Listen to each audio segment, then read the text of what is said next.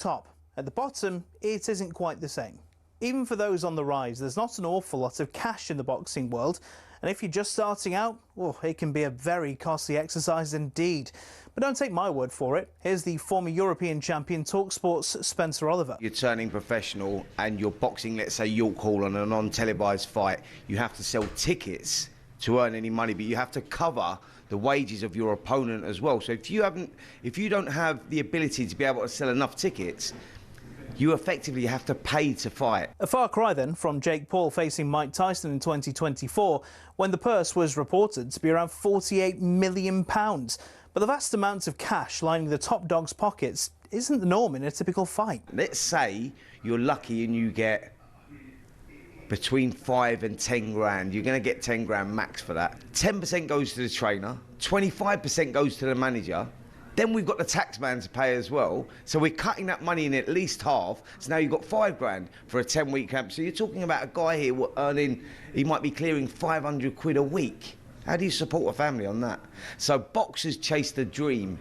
And, you know, there's probably 2% of them that actually make it. So say you do make it and you start to rise up the ranks. Strikers Boxing, a training academy, says the mid-tier fighters can earn more, somewhere between £10,000 and £50,000 a fight, depending on record, profile, opponent and popularity of weight class.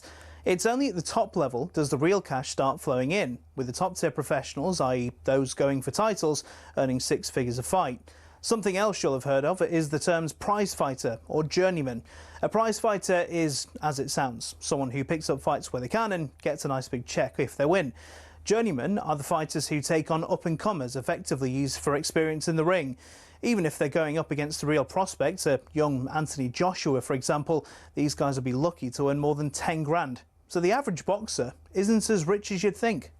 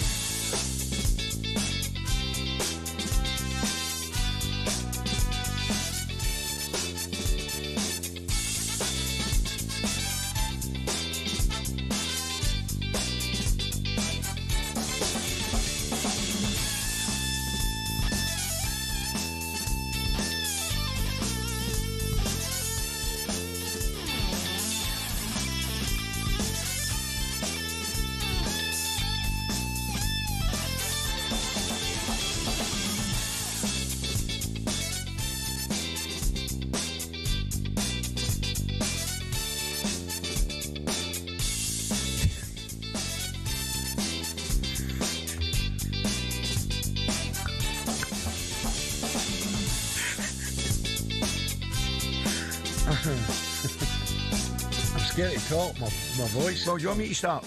Listen, have you seen that picture straight away? What picture? No. All right, on you go. Come on. What picture? Listen, I'm not starting until you introduce me.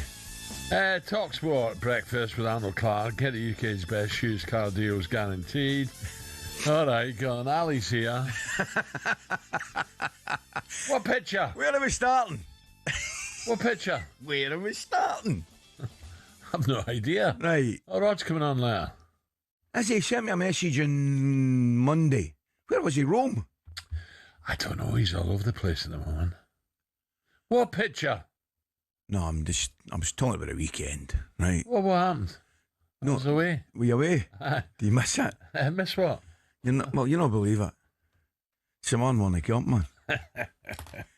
You're having a laugh. No, they did. I swear it. They beat, I can't mind. They beat 1-3-1. Were you there?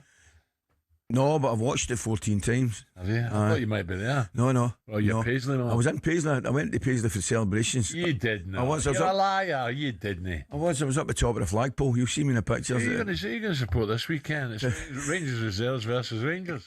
Don't care who wins. Seriously, I know what's happening with you. Well, look, how many you and I have corresponded. We have Why is corresponded. Martin not stayed to the end of the season? That was remarkable. It's an absolute. What are they doing? I don't know is the answer to the question. Please tell me. It's quite. I don't get it, me. 7 out of 8 games wins and then change it. I mean, the board are falling out with the fans, AGMs all over the place. I keep saying it, and I use the word stability, right? Clearly, Martin offers a heck of a lot more than stability, an awful lot more than stability. But the one thing that guarantees you is stability. Yeah, respect. Yeah. So why would you change it? Why? I mean, tell me. I've no idea. And by the way, just for the only reason that you haven't congratulated someone yet. Oh, I was coming to that. I was coming to that in the 3-minute 10 hour. No, it's a brilliant result. By the way, it wasn't unexpected. You know the text I sent you. I know. I know. Absolutely. I came with a couple of your pals. The couple of your pals are at the game. And I can't remember his name now. But I came down with a couple of the boys, the Celtic lads that were at the game on Sunday. Asa. Yeah, it was Asa. They were great. Lads were great. He texted me after 20 minutes, said we're in trouble here. He did after 20 minutes. He's from Wapping. You could he goes see up it, there man. for all the big games. You could see it. Incredible.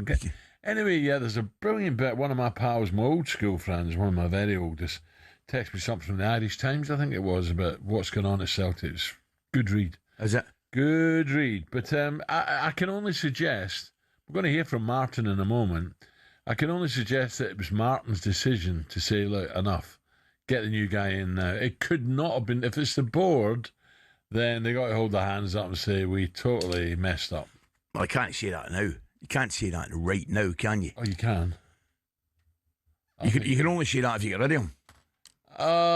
Yeah, I see what you mean. Well, look, it's very easy to judge people in the first game, but I'm like, what's going on here? And then I've kept quiet about it. And I thought, give the guy a chance. Give the guy a chance. Clueless. You got to give a guy a chance. What? All right, you tell me. Why would you do it? Look, he's laughing away here, and it's not the cricket he's laughing at. Why would you do that? Why would you change that big game against Hearts, Parkhead? You win that, you've sort of tucked the SPL in your back pocket again. That's true. Why change the system in a game like that? You've hardly worked with the players. I don't get it, me. No, neither do I. No. Anyway, Martin O'Neill returned to talkSPORT for the first time since the interim stay at Celtic came to an end, and he was asked would he have liked to have stayed on as boss. If asked, yes, I would have done. Yeah. Yeah, you would have done. Are you in any way disappointed you weren't asked? Nope. Okay. We'll squeeze more out of him in the coming minutes, Simon. He is. You think he is? Of course he is. No, I'm not. Oh, sure. Well, that's a shocker, by the way. I must admit, I didn't hear that interview. Well, there you are. I've heard that. Dear, oh dear. There you are. There you are. Well, the man's telling you. The Martin's only been telling honest. you, Martin. Hey, Alan, I mean... 10 times worse now. The man's telling you that he would have stayed on if asked. So what did they do? Did they get rid of this guy and bring in Ange again? No, you can't get rid of him. Not at this moment in time. Well, Dundee United next up, isn't it? Yeah. At Tannadice. Yeah. Can't get rid of him. We're enjoying ourselves too much. How can you be enjoying yourself? I've just looked at the table, honestly. You think you're finished up? I think you'll find we are the FT forum team. Away you go. We're the forum team at this You moment see in the time. texts and emails I've got from some of your mates. See, just for the record, Raging. this is the best start to a breakfast show I've had in about 12 years. Well, I'm really is that enjoying why you walked in at 2 minutes past 6? I was having a shower and I get caught up in my time. I get caught up in my time. Quick one on the cricket before we break. 296 for 7. Johnny Norman, what's happening, John? 296 to 7. Johnny, I'm stealing your thunder, pal. I suppose you're from Paisley as well, smart ass. Well, my gran was grew up in Dumbarton, so. And when's the last time you watched Fulham? Don't give me that What? rubbish. When was the last time I watched Fulham? Yeah, I heard today you were a Fulham fan. How we worked together 20 years. 20 years.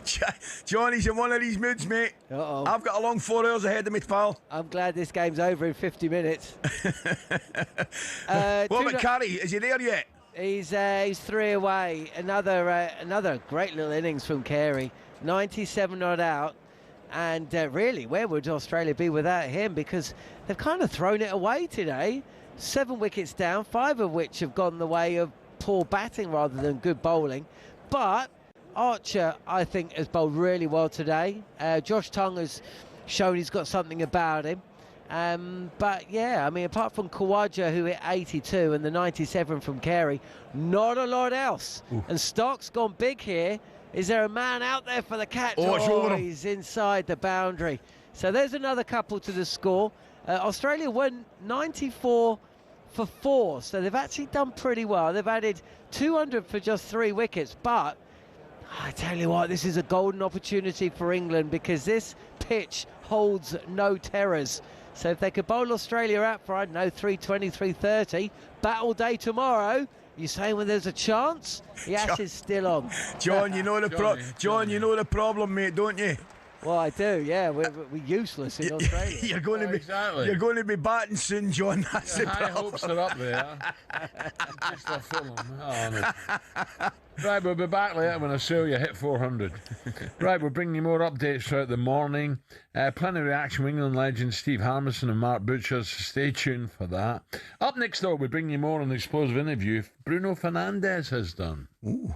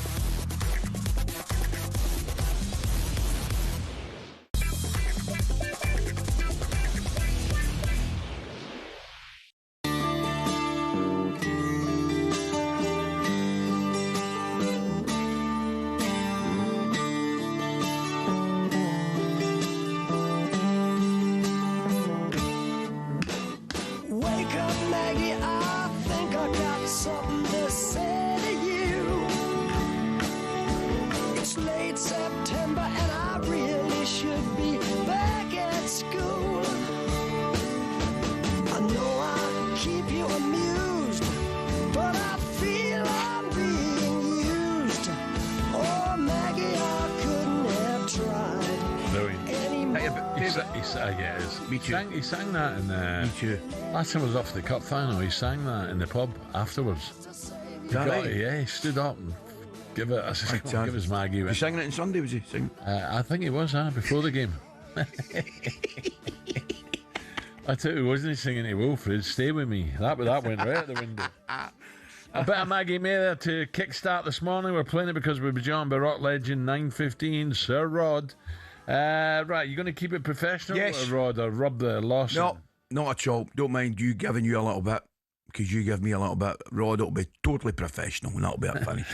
Are you going to keep it professional? Yes, you are, as well as Sir Rod. Also, we're getting... Do you have Turkey, or do you... Turkey. We got Aldo Zulli. I'm going to ask him. I've got some good questions for Aldo. He's a good guy, Aldo. Yep. I've had a couple of lunches with him. He's good. Yeah. Always invites you. Come round, have lunch. I've been to one with you. Yeah, right. Yep. He's good as gold. What about the cooking? You do the cooking in your house? Do I have to? Oh, Sorry, I know. Well, I know. Why am I going there when he's just at 100? No, but Johnny, what we got? Johnny, when we go back to Johnny, we got all excited, but Johnny's not got good news for us. Carry on, Johnny. Yeah, it's 100 up for Alex Carey. His third Test century in 46 Tests, and his first against England. So his first in Ashes cricket. Now, let's remember what occurred 2 years ago when he was involved in that stumping with Johnny Bairstow, Stuart Broad, and he's since taken it back. But he said, and he was picked up on the stump mics, "This is all you'll ever be remembered for, Carey." Well, fast forward 2 years and he's just hit a century, and if not for him, then Australia will probably all be out by now. And he's kept brilliantly in this series. He's batted really well, and he's batted brilliantly today, and he's keeping Australia in it. Big 40 minutes to come here, because if England can bowl Australia out, then it's their day. But if Carey's still there and Stark continues to swing the bat and they're pushing 340, 350, then they'll feel they're back in the day. So a lot of cricket still to be played in this Test, but well done, Alex Carey. 101 not out, and still a few runs to get. Johnny, don't go away. When I woke up this morning, got in my car, I had to pause and look to the stars. What a beautiful sky. It was inky black. There was the skies were... It was like one of Ali's diamond bracelets. It was amazing. It was freezing, but I believe that they've got the opposite over there today and tomorrow. 41 degrees tomorrow. Yeah, it's going to be absolutely roasting. You're not going to want to be bowling tomorrow, and unless something ridiculous happens, it will be Australia who are going to have to run in all day. So what's going to be key tomorrow? There's a couple of things. First off, England have just got to make sure they bat all 80 overs or whatever they get in the day. Nathan Lyon, he for me is the absolute key. If he can hold up an end, then that means that Australia can rotate their big fast man at the other end and keep control of the game. But if he's expensive, England can get on top of him, then it may well be England's day. So we'll see what happens tomorrow. John, just a quick one, mate. Go on. Khawaja, what happened? Well, I mean, Steve Smith should have batted today. And Yep. Khawaja, essentially, he's been written off. That's that was right. the end of his international career. Brad Hogg had him written off yesterday when we were talking to him. Everybody had. Nobody thought he was going to be back. Then, of course, Steve Smith, he suffers vertigo. Can't bat today. That's a big loss for Australia, obviously. Khawaja's back in the side, hits 82. I'm telling you now, I wouldn't be surprised, come what may in this Test match, if Khawaja isn't opening at the MCG. Travis Head pushed back down the order, Smith comes back in, and maybe Josh Inglis makes way. We'll see. But yeah, brilliant stuff from Khawaja, and actually he should have got a century, threw it away. Hold out to Will Jacks. So he'll be pleased, but also a bit gutted. Nice one, Johnny. Thank you. Okay, I wonder if do England get in bat and blow it again, Ali? I hope not. Stark's name come up I really there, you hope think, not. oh God. Right, 6:23, talking about diamonds in the sky, diamonds on her fingers. Here she is. Let's look at today's back pages with Tesco Mobile for Business. Backpage review on talkSPORT with Tesco Mobile for Business. Are you self-employed? Get business phone bills for up to 40% less than the big mobile networks. For terms and verification, visit tescomobile.com/business. Ed, bring my sonnies in, will you? I'm getting blinded here. I love these intros. These are very nice. Oh, honestly. Give me a lovely warm intro. He does, doesn't he? I know. Ali, you got up your game. Katie, good morning. Good morning. How are you, Katie? I'm very well, thank you. Good. I'm You getting know- ready for the festive period. It's my birthday on Saturday. Oh, lovely. Yes. You're not getting sick of this getting up in the morning? Yeah. Christmas is around the corner, Alan. Yeah, the other option's no great. What's that? No getting up in the morning. you're always better getting up in the You're morning. saying Katie's not looking too good lately? Ali. No, I mean, seen no each other getting for a up in the while. morning means you're brune breed. That's what I mean. You're Oh, brune. that's nice. You're That's brune lovely. breed. That's nice. Alan calls me a diamond in the sky and you call me See, what I'm saying is, Pushing up daisies. at least you are getting up in the morning. That's what Oh, I'm saying. what is wrong with you? You're just in one of those bad moods because you won the cup on Sunday. Hey, what we got? Okay, so the back pages, let's save us, shall I? So lots of pictures of Bruno Fernandes. Bru-hoo, one of the headlines. Brutal on the back page of The Sun. Bruno after this big interview with Canal 11, a channel owned by the Portuguese Football Federation, which we'll get into very shortly.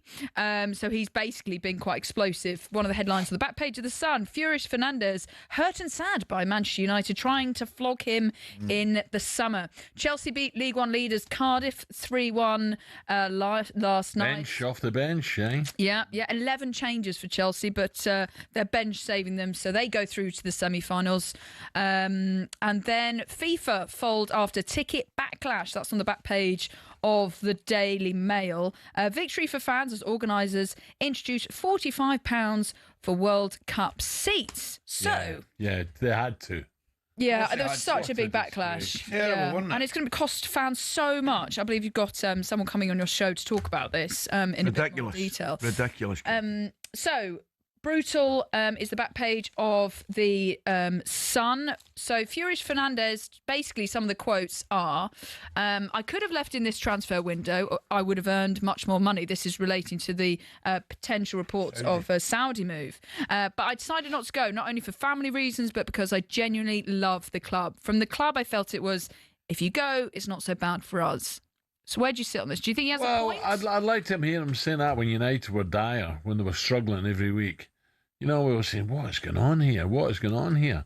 And he wasn't exactly pulling his weight. Disagree. Oh, no. Disagree. No, when United were struggling, he wasn't pulling. I I was disagree. talking about leaders like Keane and Brian Robson, people like that, and I don't think he was there. Saying that, I've never doubted his ability and the goals and what he creates. Never doubted that. But I do think he went missing a bit. I don't. I think he's been the one constant. I I think agree. he's been the only constant. Yeah, he's always available, always Yeah. tries his best. Yes, you can argue that his attitude isn't great and he rolls around on the pitch at times, but he is always there.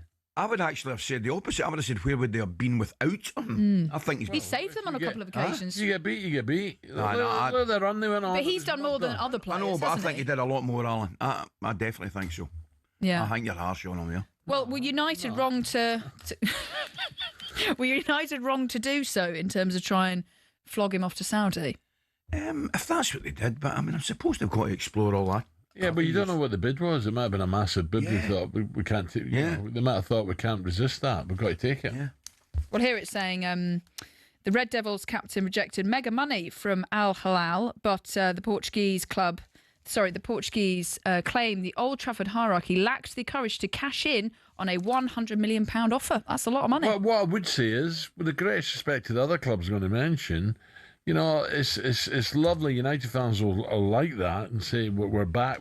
Looking at the table, they're the same points as Palace, same points as Sunderland, and 2 above Everton. So hold on a minute. They're not exactly breaking records here, Manchester United. No, but there's been an improvement for last year. Surely you accept that. Well, there had to be. Yes, I do accept that as well. But there has been. And I think the manager... Hold on a minute. You just had a new contract from Man U TV now. He does every other one. You know, No, I'm just stating the facts, right? I think the manager has done well with his signings in forward areas. Jury's still out in the big centre forward, Sesko, but the other two, Mbuemo and Cunha, have been excellent. And I'll be interested to see what he does next window. All right. Katie? Thanks, Katie. You've put a bridge between the two. Okay, you do this morning. Do you know what's happened at the weekend? Yeah. Well, no, he walked in at 6:03, just out his bed, said he'd a shower. The bed was going a while. I was like, where is he? Yeah. He's clearly been out last night, and he's free. No. No, not true. Not true. I was in my bed at 10 o'clock last night. Right. Well, I'll be back with some festive fun to cheer things up. Oh, no. It's not quite. It's not infrared mask. You'll be pleased to hear, Brilliant. but it is something else. Thanks, Kate. That was a look at today's back page with Tesco Mobile for Business. Coming up, the Ali Pally was Wasp. The Wasp was back again. Well, can't they disinfect before the Well, start they had of the a tournament? spray. They had spray on the pitch. No, but he's in the roof. They've got to get up there, get some people in there, and, blast them out. It's a wasp, pal. Flamethrower. Just get rid of them all. It's a wasp. It's a wasp, pal. You feed your wasps, do you, at home? No, but I'm not going to call it the National Guard. You go up on the roof. Do you know what I mean? No, Get you up there. You go and sort it. There's infestation Bray. people, experts, who will sort it out. I can just Look see, what happened to him. He gets stung in the throat. I can just see Russ Bray commentating just now. There'll be delay at the start of the darts as this SWAT team negotiate the problem. You know what I mean? There they are with bug spray on the You wait stage. this summer when a wee wasp goes near you. Come on, Ed, get the spray. Coming up, he was back again. McCoist, if it's like trying to get Ali off your TV screens, motorway, impossible. He's on every channel. We'll bring you more. I was beginning to hot up. I watched a good game. Was it yesterday, day before? A cracker. The young 20-year-old English boy with him on yesterday, and the Scottish boy. Did you see him punching the table? Aye. Yes, what man was burnt that his about? hand. He just lost it, didn't he? He did. Cameron Menzies, I apologise to everybody, but I think they'll do. I think they'll take action. No, but Well, he put his hand on the fireworks, know, didn't he? And we did, then he punched the died. table. Aye. His hand was bleeding. yeah. Yeah, I don't. And then the wasps were I right think on it, like all over the place. It was his right hand as well. His throwing hand. The wasps were going crazy. Numpty. Right, 6:30. Backpage review on talkSPORT with Tesco Mobile for Business. Are you self-employed? Get business phone bills for up to 40% less than the big mobile networks. For terms and verification, visit tescomobile.com/business.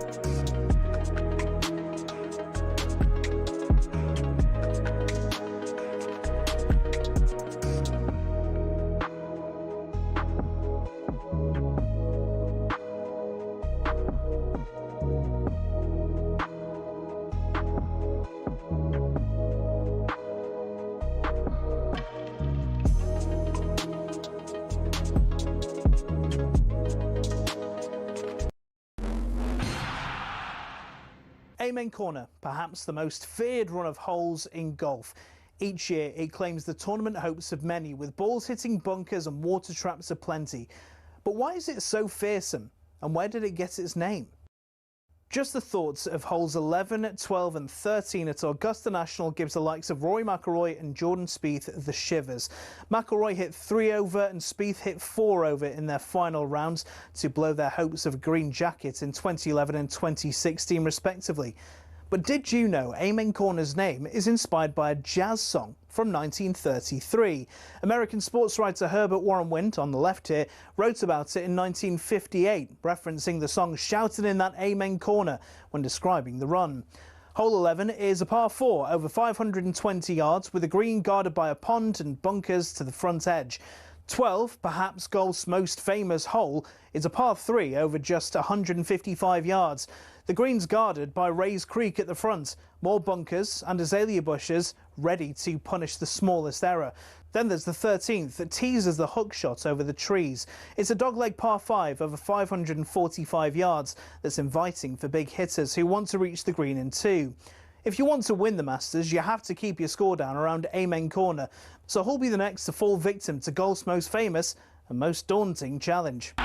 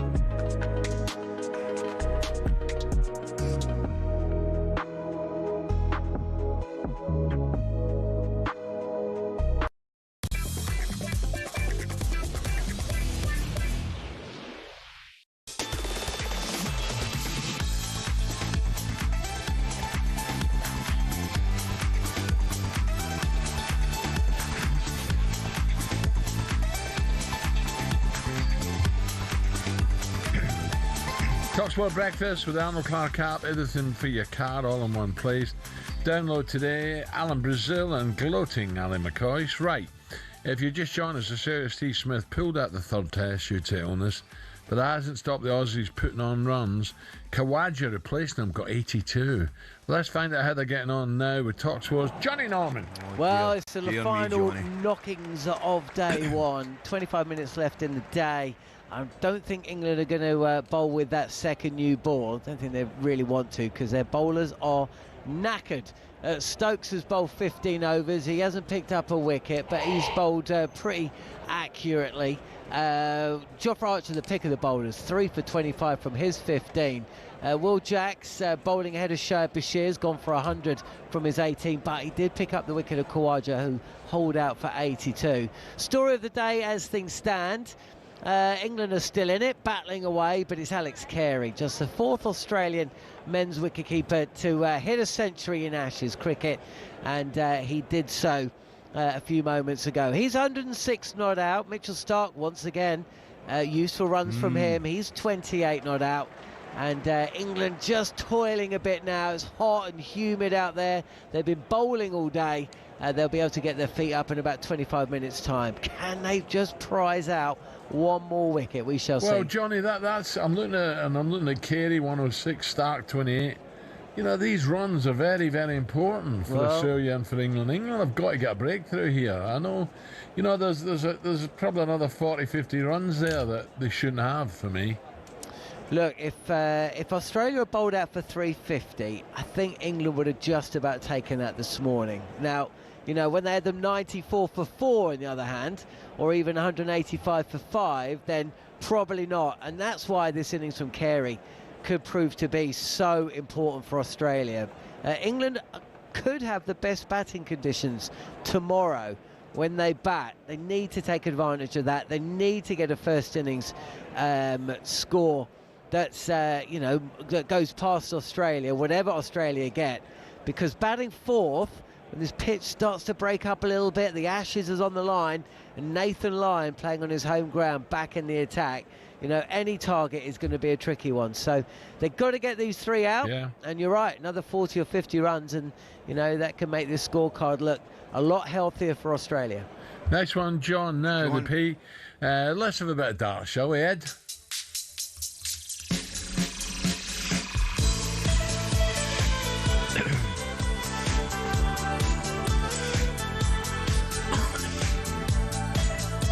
You're coughing as well. I know you got it as well. Oh. I thought I was struggling today, to be honest. I was about to go to Russ the Voice, but. Is John's back in town. Johnny Norman. Will Jacks has struck Alex Carey on the slog sweep. He's got a top edge and he's gone 20 minutes before the close of play. It's tossed up by Jacks. Carey possibly a bit tired towards the back end of his innings, but he's just opened the door for England again. Boland to come in alongside Nathan Lyon. They're two out-and-out tail-enders. So, you know, England could actually bowl Australia out here. It's another batter that's kind of got himself out. Well done, Alex Carey. Brilliant knock of 106. But it's, again, another wicket just when it seemed like Australia were getting ahead of the game. So Jacks with his second. Good ball. Bit of turn there Well, as was well. John, you took the words right out my mouth, my old son. A little bit of turn, wasn't there? Yeah, and if Will Jackson get the ball to turn, I tell you somebody else who can, and he's walking to the crease now, Nathan Lyon. Nice one, Johnny. Alan Brazil and Shane Warne here take you through to 10 o'clock. Right, the PDC World Darts Championship underway with former world champ Gavin Price made it through to the second round last night. Van Barneveld and Wade are in action tonight, and talkSPORT and Pitch Experiences could be sending you there on December 23rd, Ali. They certainly could, Alan. The countdown is on. Get your entry in by 4 p.m. tomorrow.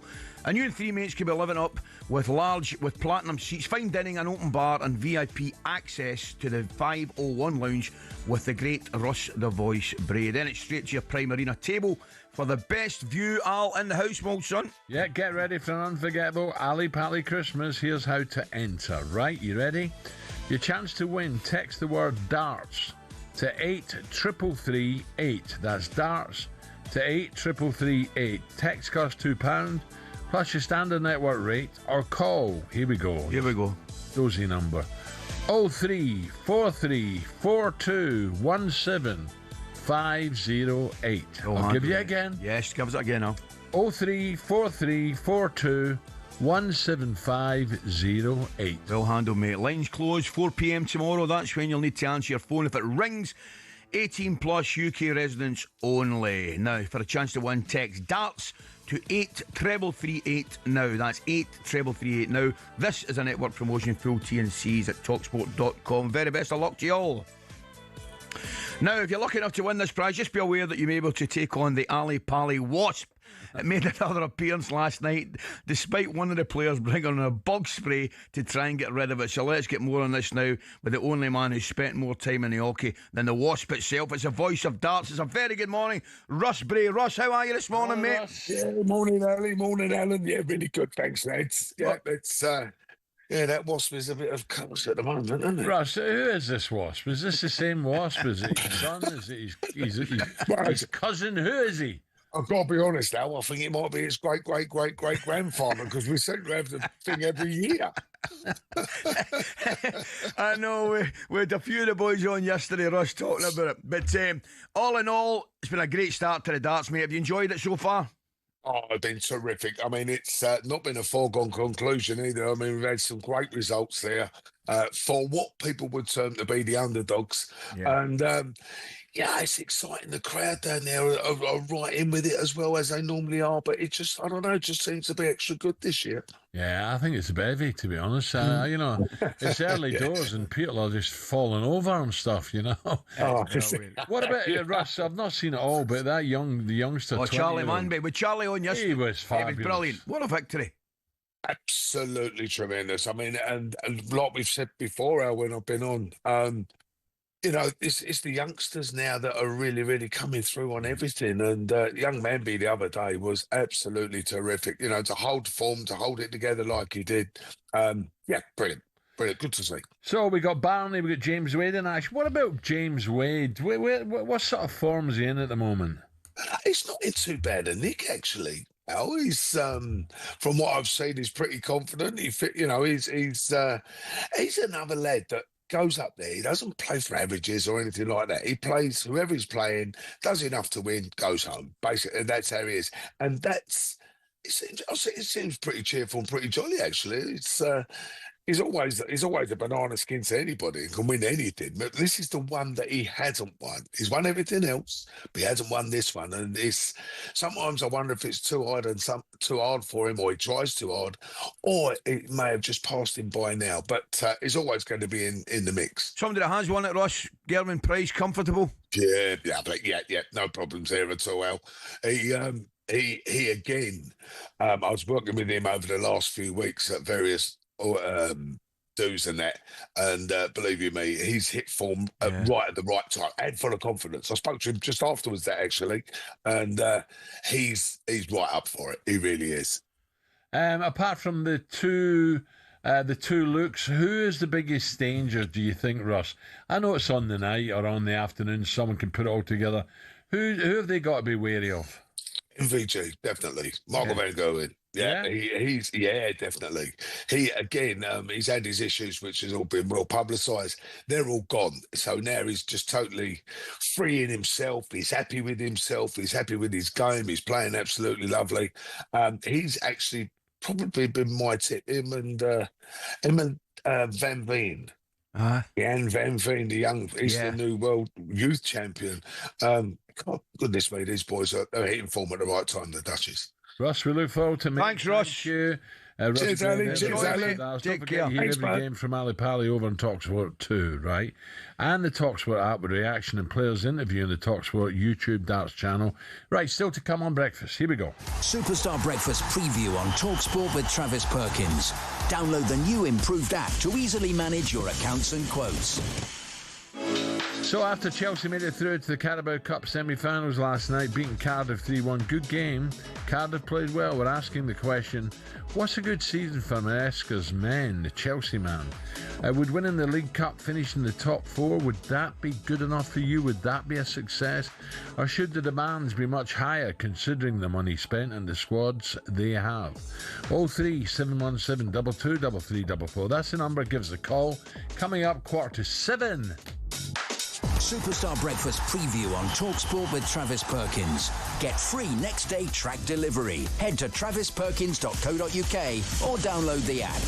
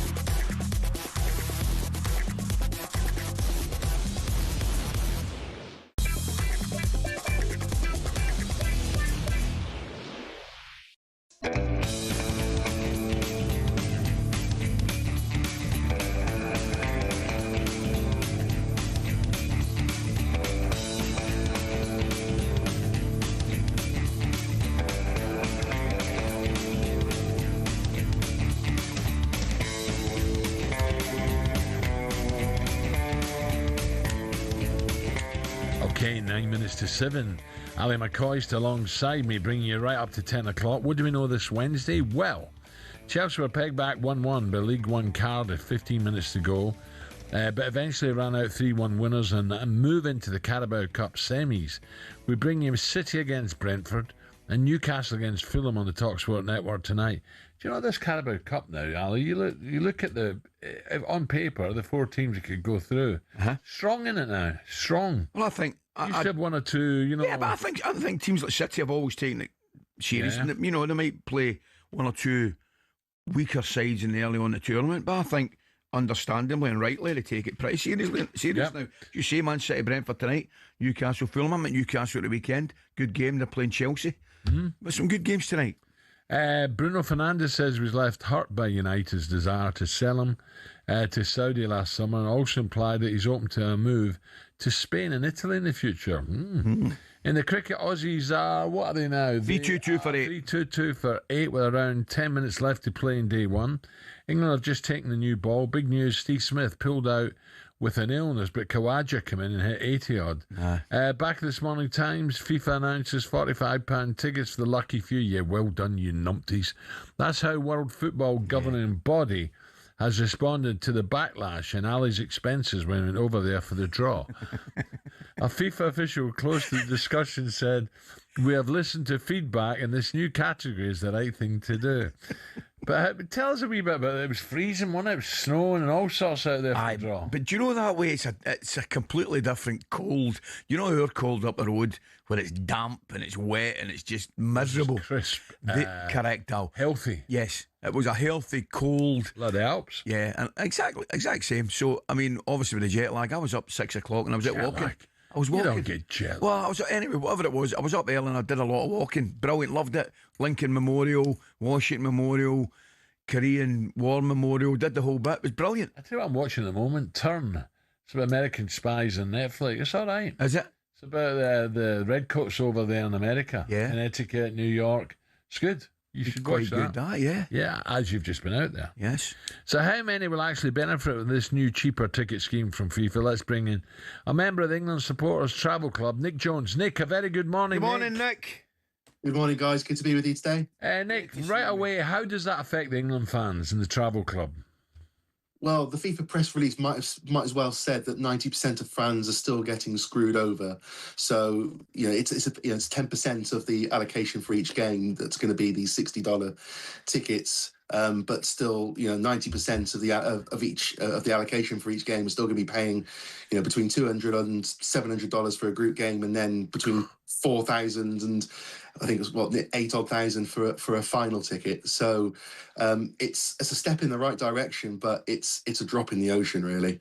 I'm with you, mate. I think it's appalling. I really do. What's the situation, boys, with your lads at the England Supporters Travel Club, Nick? Because I'm of the opinion, rightly or wrongly, I don't know whether it is right, but I'm of the opinion, boys like yourselves, the Tartan Army boys that go to Liechtenstein, go to Moldova, wherever they go, travel. I think they deserve a kind of special priority. Is that the case? Well, if these $60 tickets happen, then they will most likely go to those at the top of our kind of loyalty league table, so our caps table. The problem we've got at the moment is there's going to be around 400 to 500 tickets per game at this price, and there are about 600 at the top of the league table who are on the most number of caps. So 600 odd doesn't go into 400 to 500. So we haven't had that clarity yet from the England Supporters Traveller Club as to how those allocations have been made. And to be fair to them, FIFA probably dropped this just press release last night saying, look, we're doing $60 tickets, aren't we great? Here's a bit of great PR for us. But the FAs are now scrambling to understand, right, how are we going to distribute them? Because they'll be the ones ultimately deciding how to allocate them within their own supporters groups. So, Nick, absolutely, it's going to be difficult. Nick, are you worried that some people, because England have a serious chance here, are you worried maybe that people were going to find the money from somewhere and worry about it later, which could cause problems? Yeah, I mean, even before yesterday's announcement, there were conversations on forums and group chats around, what's the best 0% credit card they could apply for to get these tickets. And the reason why it matters now, it's not about, particularly for the final where it's $4,000 upwards. It's not England fans being presumptuous that we're going to get there. It's that because of the FIFA application policy, we have to pay for these tickets in February, conditional tickets. And then if England don't get there, we get the money back in August. So we have to pay up front for all the knockout rounds, which if you're an England fan, you're at that lower tier before yesterday's announcement, you'd be paying around £5,000 up front. Terrible. And then getting, if England didn't go all the way, you then get the money back, refunds in August. So it's not England fans being presumptuous there. It's just the way that FIFA have set it out to be. Nick, how have you found travel and accommodation? Is it what it's like, school holidays here, people going away, trying to take the kids to the sun or the Alps. The airlines put the tickets up, the prices up ridiculous, which I think is bang out of order. Is that happening now for America, Canada, Mexico, or are they being sensible? So just summarising kind of the travel plans of some of the in the group chat and people I'm friends with. I think it's generally been okay. There's been a few instances where I think for certain locations it's been rather extortionate. I think certain cities like Boston, I think it's probably been cited as one of the examples. Dallas in particular, getting to Dallas. But I think that was, I suppose, to a degree, that was kind of factored into plans already. People knew that once the schedule was going to be announced the other week, after the draw was done, then there would be that that increase. But that's, I suppose, people want to get their plans sorted early. You might see a little bit of a lull going down from now on. And peak a little bit, but I suppose that's the price you pay if you want to get your plans sorted early on. Nick, we wish you well. Good luck. Thanks, Nick. All the best. Join us. Cheers, guys. Take care. From the England Supporters Travel Club. We've said it before. It's poor out, and it's diabolical, isn't it? Yeah. I mean, it's not even. You know what it's like. You'd probably accept a wee kind of small increase just because of circumstances, but I just think it's shocking. No, I agree. Right, coming up, we're going to bring you more out of Dallas. When you said Dallas there, did you be a big fan of Dallas? Or watched Dallas. Cattleman's Club? Cliff Barnes. I loved Cliff Barnes. Yeah, Barnes, you're a loser. I loved your man was brilliant. What'd you call him? JR. Oh, JR. Larry Hagman, old Larry boy. Yeah. He was brilliant, wasn't he? Yeah. But Sue Ellen. Lucy the Poison Dwarf. Sue Ellen. Well, when I fancied an argument with Sue Ellen. Sue Ellen, my baby, and I remember she used to take a wee dram. Remember, she used to come in with that face. Squeaky clean Pammy. Oh, no, she was naked. I like Pammy. Away you go. I like Pammy. Victoria Principal. Victoria Principal. You got a bit of Sue Ellen. Come up, bring you more reaction to day one of the Ashes and whether this is the kind of pitch England can score big runs on. 2 times Ashes winner Stevie Harmison. We'll also bring you more on Chelsea getting past Cardiff last night and discuss what is a good season for Maresca's men at this point. That's coming next.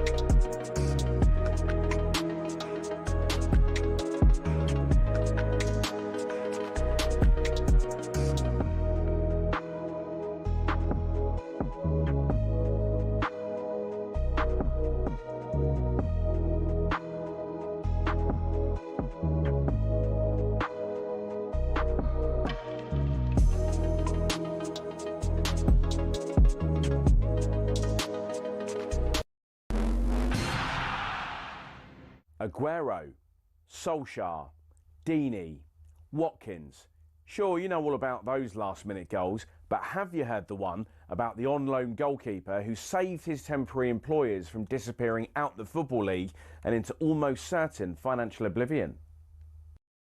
Back in 1999, Carlisle United, managed by Nigel Pearson, were fighting to stay in the Football League. Carlisle's finances were precarious with a capital P that season, leading to a scenario where, with 3 games to go, they had to ask the FA to sanction an emergency loan deal to bring in a goalkeeper.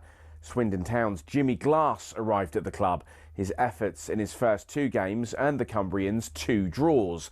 Those vital points meant that Carlisle went into their final game of the Division 3 season, now League 2, needing to beat mid-table Plymouth Argyle in front of their own fans and hope their relegation rival Scarborough didn't win against Peterborough at home. The game at the McCain Stadium finished 1-1, and with the same scoreline at Brunton Park deep into injury time, Scarborough's fans invaded the pitch en masse, believing their Football League status was secure, convinced they'd done enough to stay up. However, there'd be one more plot twist. Carlisle won a corner in the dying seconds, and up came Jimmy Glass. In one of those you couldn't make it up moments, Glass scored from a rebounded header and was promptly swamped by teammates and thousands of fans who quite simply couldn't believe what they'd just witnessed.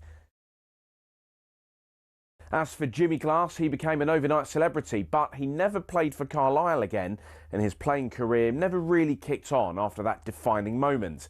He took on various jobs outside of football before finding his way back into the sport as player liaison officer at Eddie Howe's Bournemouth, and most recently the general manager at non-league Wimborne. Not the fairy tale ending to one of the most Hollywood moments in football, but the name Jimmy Glass will live on forever as the scorer of that goal arguably the most important in any club's history.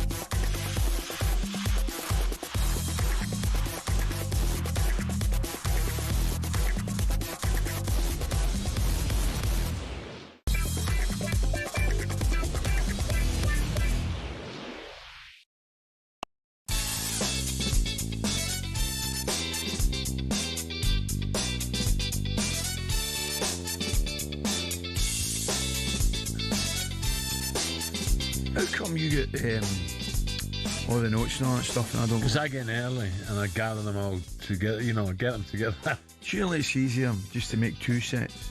Well, if you'd have looked, there is your set there, but I thought you picked them up. Clearly not.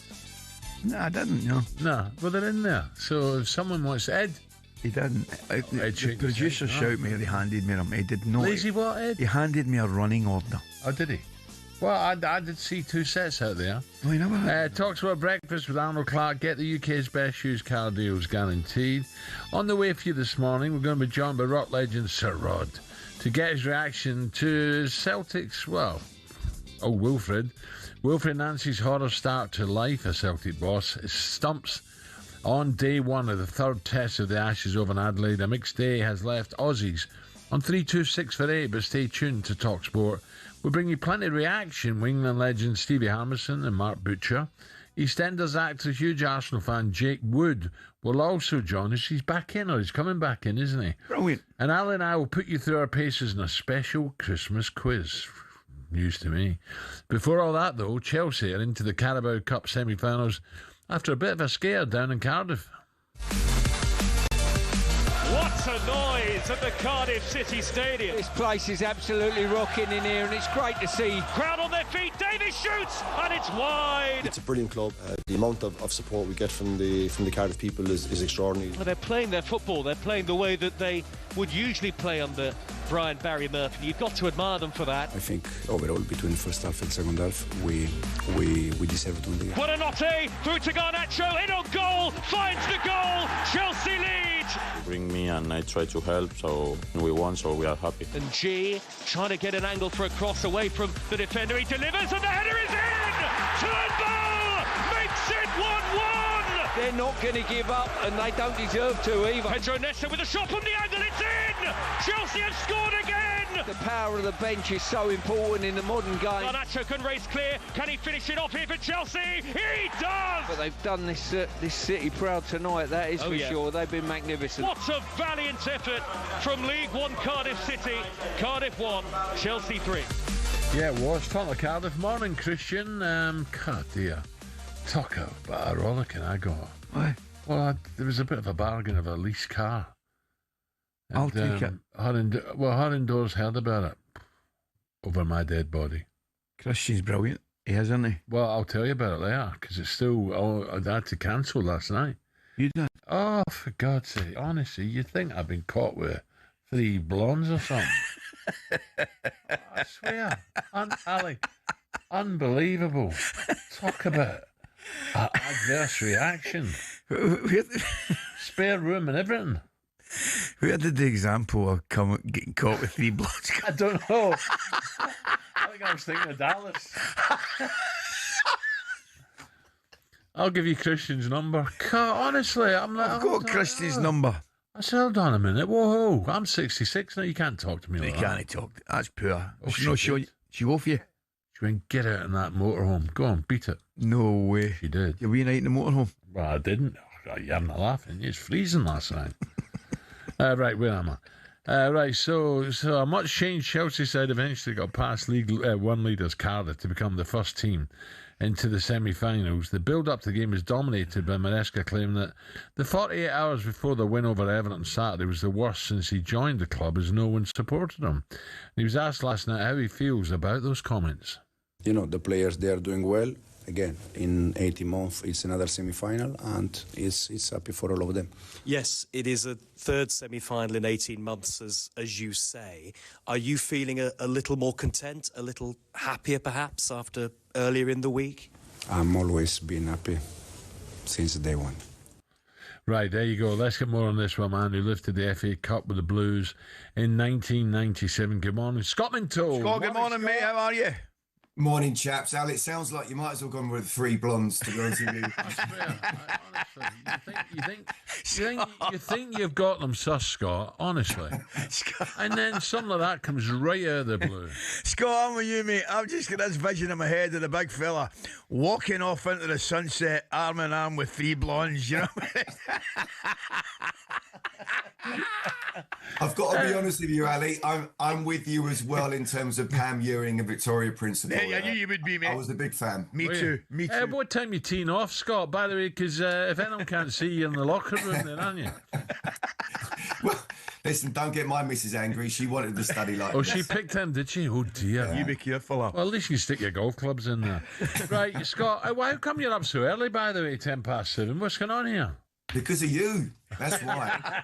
He's made the effort, and but we really appreciate it, Scott. Chelsea last night ended up kind of comfortable, but it was always going to be a difficult one, a wee bit potential banana skin, wasn't it? Look, I think we've seen with the amount of changes Chelsea make and Maresca makes throughout the season, he's trying to get everybody to peak for the business end of the season. Yeah. And Cardiff away, I think he was always going to make changes. To make 11 changes, okay, he does that. It was never going to be easy. This is always going to be a difficult game where it's almost like you get in, you get the job done, and you get out again. And ultimately, that's what happened. But look, the first half wasn't great. He had to make changes, bring on some of the big boys. Garnacho and Neto came on, made a difference. That's what a team like Chelsea should be able to do in a game like this. So, you could argue that his substitutions made a difference. Yeah. Chelsea so far, happy, Scott? They're, 5 off third place Villa flying. They go to Newcastle next, I think, as well in the Premier League. Yeah, it's Saturday. Yeah, look, I think so. Look, we're 16 games in, 15 games in, they're out the top 4, and I'm being asked, is this good enough? I'm saying, well, let's just wait to see what happens after this weekend, and they're in the top 4.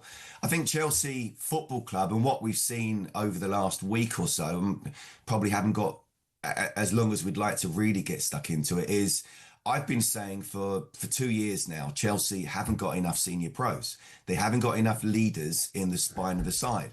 Now, Liam Delap was a £30 million no-brainer. You have to do it, but he's still potential. And if you look at when Chelsea have played their number 9s, the number 9s who started the game have only scored once. So scoring is still a bit of an issue. And I think that sort of centre-half and maybe even goalkeeper, despite Robert Sanchez improving a lot, if you look at that squad, despite them spending $1.5 billion, that squad is not good enough to compete with Arsenal over a whole season. But do you know what, Ali and Scott? I wonder... So I couldn't agree more with you about, who's going to get the goals from Chelsea. I think they're going to share them, aren't they? Yeah. As do Arsenal. They share them. It's really just City that rely on one man, don't they? The big fella's in brilliant form again. And you look at Villa, Rodgers is the man. Okay, Ollie's popping in now and again, but Rodgers is the main man. So you just wonder if City can keep a hold of Haaland fit, could that be the difference of winning it rather than Villa or Arsenal, Ali? Well, I mean, the big fella's been unstoppable, and the unfortunate thing for Yoker is he'll be getting compared to the big fella. Yeah. Because, I don't know, they've got a similar look to him. I think one of the disappointments been Isak as well, Scott, you know, and I just think the value of having an out-and-out number 9 goal scorer, I just think it's priceless, mate. Well, I don't need to convince you to be saying that. I mean, you know, when you've got someone who you know when the chips are down, and I've been saying about Arsenal, but to be fair to them, Gyökeres hasn't really, you know, been on fire this season, and others have been stepping up. But Arsenal drew far too many games last season. Yeah. Now they're a year on. They're able to find a way to win games at the moment. But if you've got a Haaland, if he does stay fit, I played against, you know, Robbie Fowler, Michael Owen. You go to Anfield and they'd have 3 touches of the ball. 2 of them would be in the back of the net. You go home on the bus on the way home thinking, we played well there. What happened? We lost. Yeah. But that's what a top-class striker can do. Yeah. Scott, just a quick one, mate. What did you think of... I nearly called it an outburst. It wasn't an outburst from Maresca, but he clearly was venting his feelings about something and somebody. Right, so this is my point where we probably haven't got long enough. But the bottom line is people have been saying, oh, you know, he's a yes man, or these are the rules when you come in, so therefore you just got to do what you're told. He knows how close they are to be winning the major trophies. He knows what, you know, they just need 1 or 2 more players. And listen, in the build up to January, I'm pretty sure he wanted a particular player, and maybe he's just 28, 29, and he's being told, no, that's not happening. So, you know, he's got to be careful, though. I like him. He's a little bit of a Marmite with the Chelsea fans. Yeah. I personally am a fan. I think he's very talented. He's still learning, but you don't fight with the owners. There's only one winner there. Yeah. Scotty, thanks again. Great to see you, mate. Thank you, pal. Thank you, Scott. Cheers, guys. All the best. Who's I really like is the Ekitike. He's proper. You give him the service. It's the other big fella's not got going though, has he? Isak. No, and yet he got that one goal. Lovely finish. Beautiful finish. In an near post. But I know you enjoyed that one, didn't you? With this fella playing the way he's playing, it's going to be hard for Isak to get a run of games, isn't it? Right, coming up, 7:15, coming up is Stump Sunday, one of the Ashes over in Adelaide.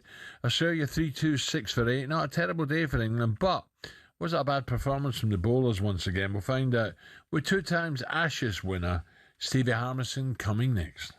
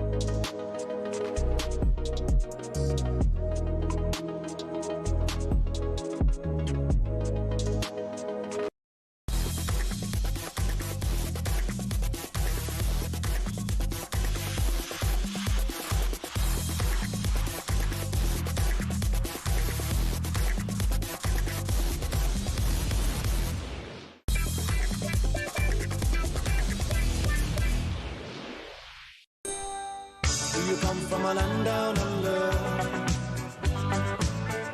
Women go and men wonder. Can't you hear the thunder? You better run, you better take cover.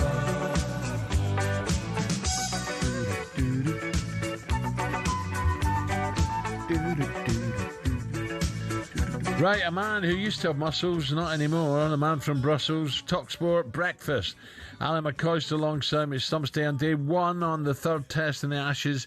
England have to win to stay alive. And the series has been a mixed day for leaving Australia. 3-2-6 for 8. Jofra Archer, the pick of the England bowlers. 3 wickets for 29. While Carey hit 106 for Australia. Steve Smith pulled out, in went Khawaja, and he filled his boots with 82.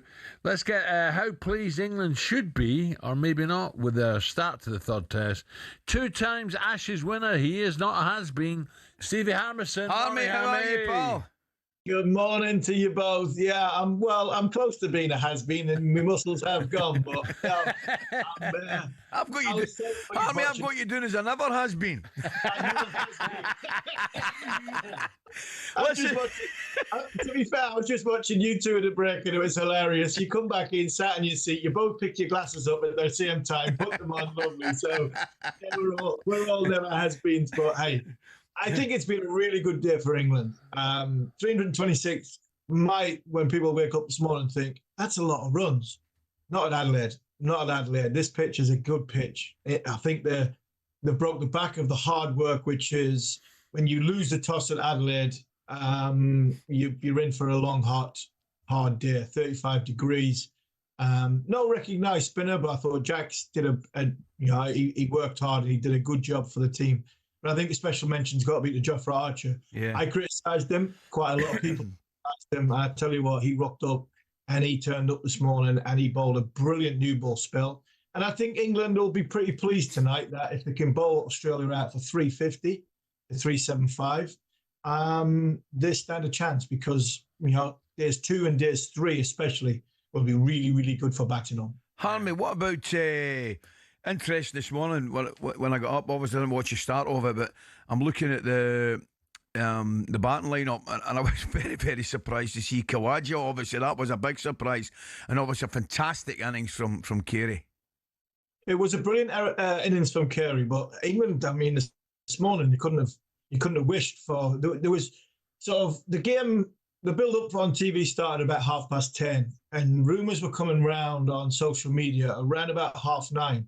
That Smith might be out, but it was only coming from Australia because he was at the ground, he was on the field, Steve Smith. But I think he's been suffering from a bit of vertigo. He's been really poorly, didn't practice for the 2 days beforehand.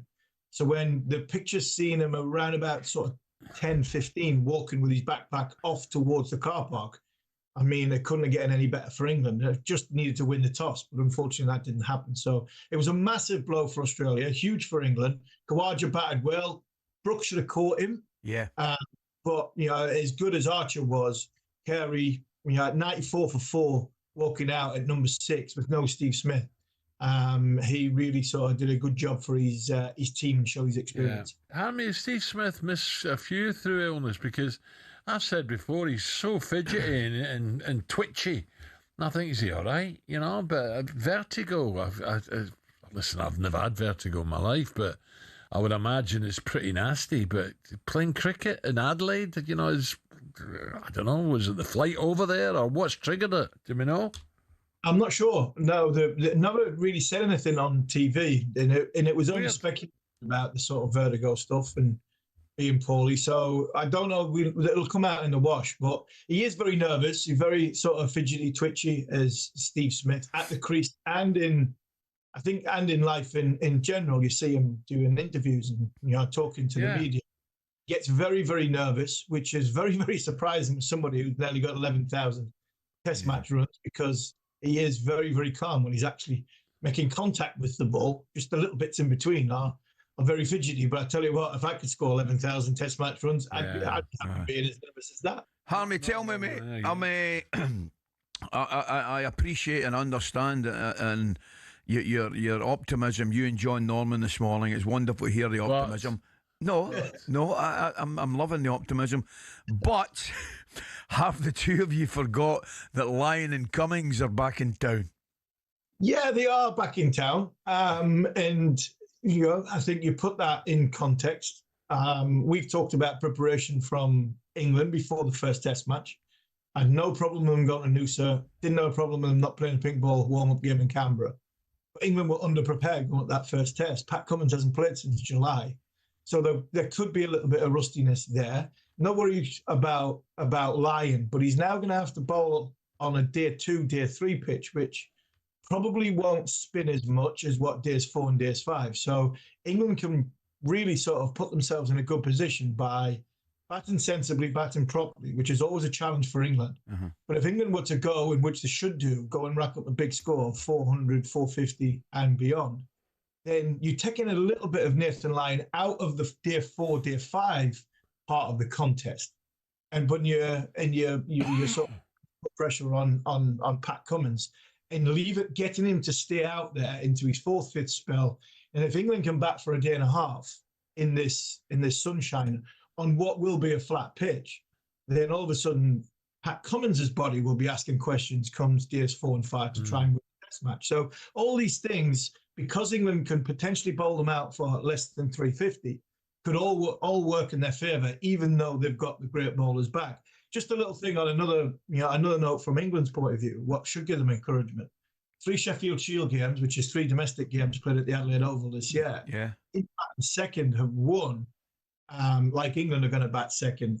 And it goes, hopefully it goes the same. 350, 220 and 200 have been first inning scores. Second inning scores, 345, 426 and 400.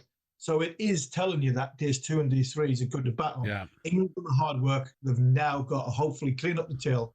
And then it'd be great if they can keep it alive, Harmy, the series. Harmy, just a quickie. I know you're on talkSPORT too. The Sunderland fans been on. You've been getting pelters. I've been hammered. I played golf for Collie on Wednesday gone, so he was a little bit quieter than he was on sort of Sunday tea time. But hey, I mean, fully deserved. I've got no complaints. Sunderland were better than Newcastle, so credit where credit's due. As much as it pains me to say it, I think Sunderland deserved to win that game, and Newcastle need to bounce back tonight because Carabao Cup is something we've got a huge affection for over the course of the last 2 or 3 years, and we need to win tonight. Yeah, taking on Johnny Norman's Fulham. Harmy, brilliant. Enjoy. Cheers, Harmy. All the best. Right, for more reaction today, head over to talkSPORT 2, the talkSPORT Cricket YouTube channel. Harmy and Johnny Norman, the easiest way to listen to talkSPORT 2 is to download the app and swipe between stations from 10 o'clock, not now. But up next here on talkSPORT, it's been a great time for all Palace fans since Glasner took over. But is it looking more likely now that Glasner will leave? We'll discuss that next.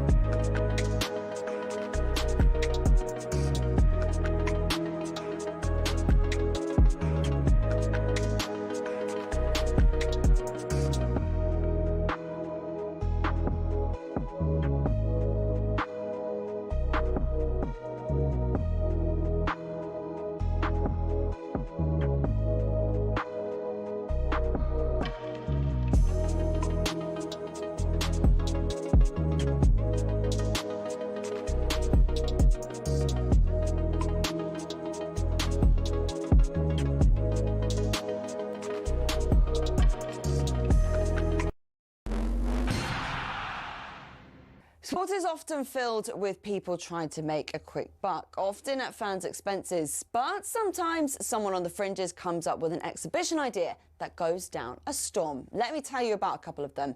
Mallorca 2007. Rafa Nadal and Roger Federer compete in what was dubbed the Battle of the Surfaces, a unique idea that reportedly almost got cancelled at the last minute when worms got into the grass. An 11th hour turf delivery got the match on, and despite some dodgy bounces on the new green stuff, Rafa and Roger slugged out a 3-set epic. Tennis has a history of exhibitions too, with the Battle of the Sexes in 1973 captivating audiences worldwide as Billie Jean King took on the former world #1 men's player Bobby Riggs, who talked down the women's game. Billie Jean King won. In motorsport, there was Monzanapolis in the 50s when American Indy cars went up against European F1 cars. But perhaps the best exhibitions have been the charity ones. In 1998, legends like Mike Atherton, Sachin Tendulkar and Glenn McGrath turned out at Lord's for a one-dayer in memory of Princess Diana. And since 2006, we've had Soccer Aid, which has raised an incredible amount of money. And if you get to see the likes of Jose Mourinho taking out Ollie Mers, then what's not to like?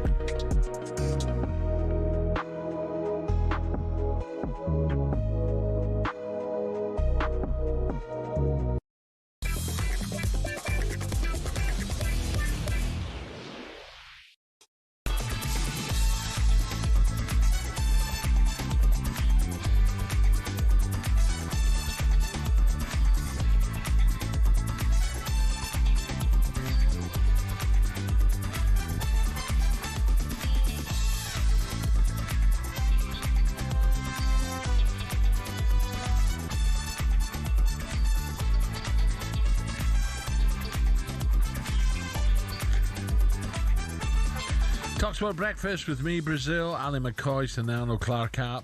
Everything for your car, all in one place. Download today. Now, early hours of Saturday morning, two-time world heavyweight champion Joshua fights the YouTuber Jake Paul in a controversial bout. talkSPORT boxing correspondent Gareth A. Davis is out in Miami, and he must think he's Don Johnson out there.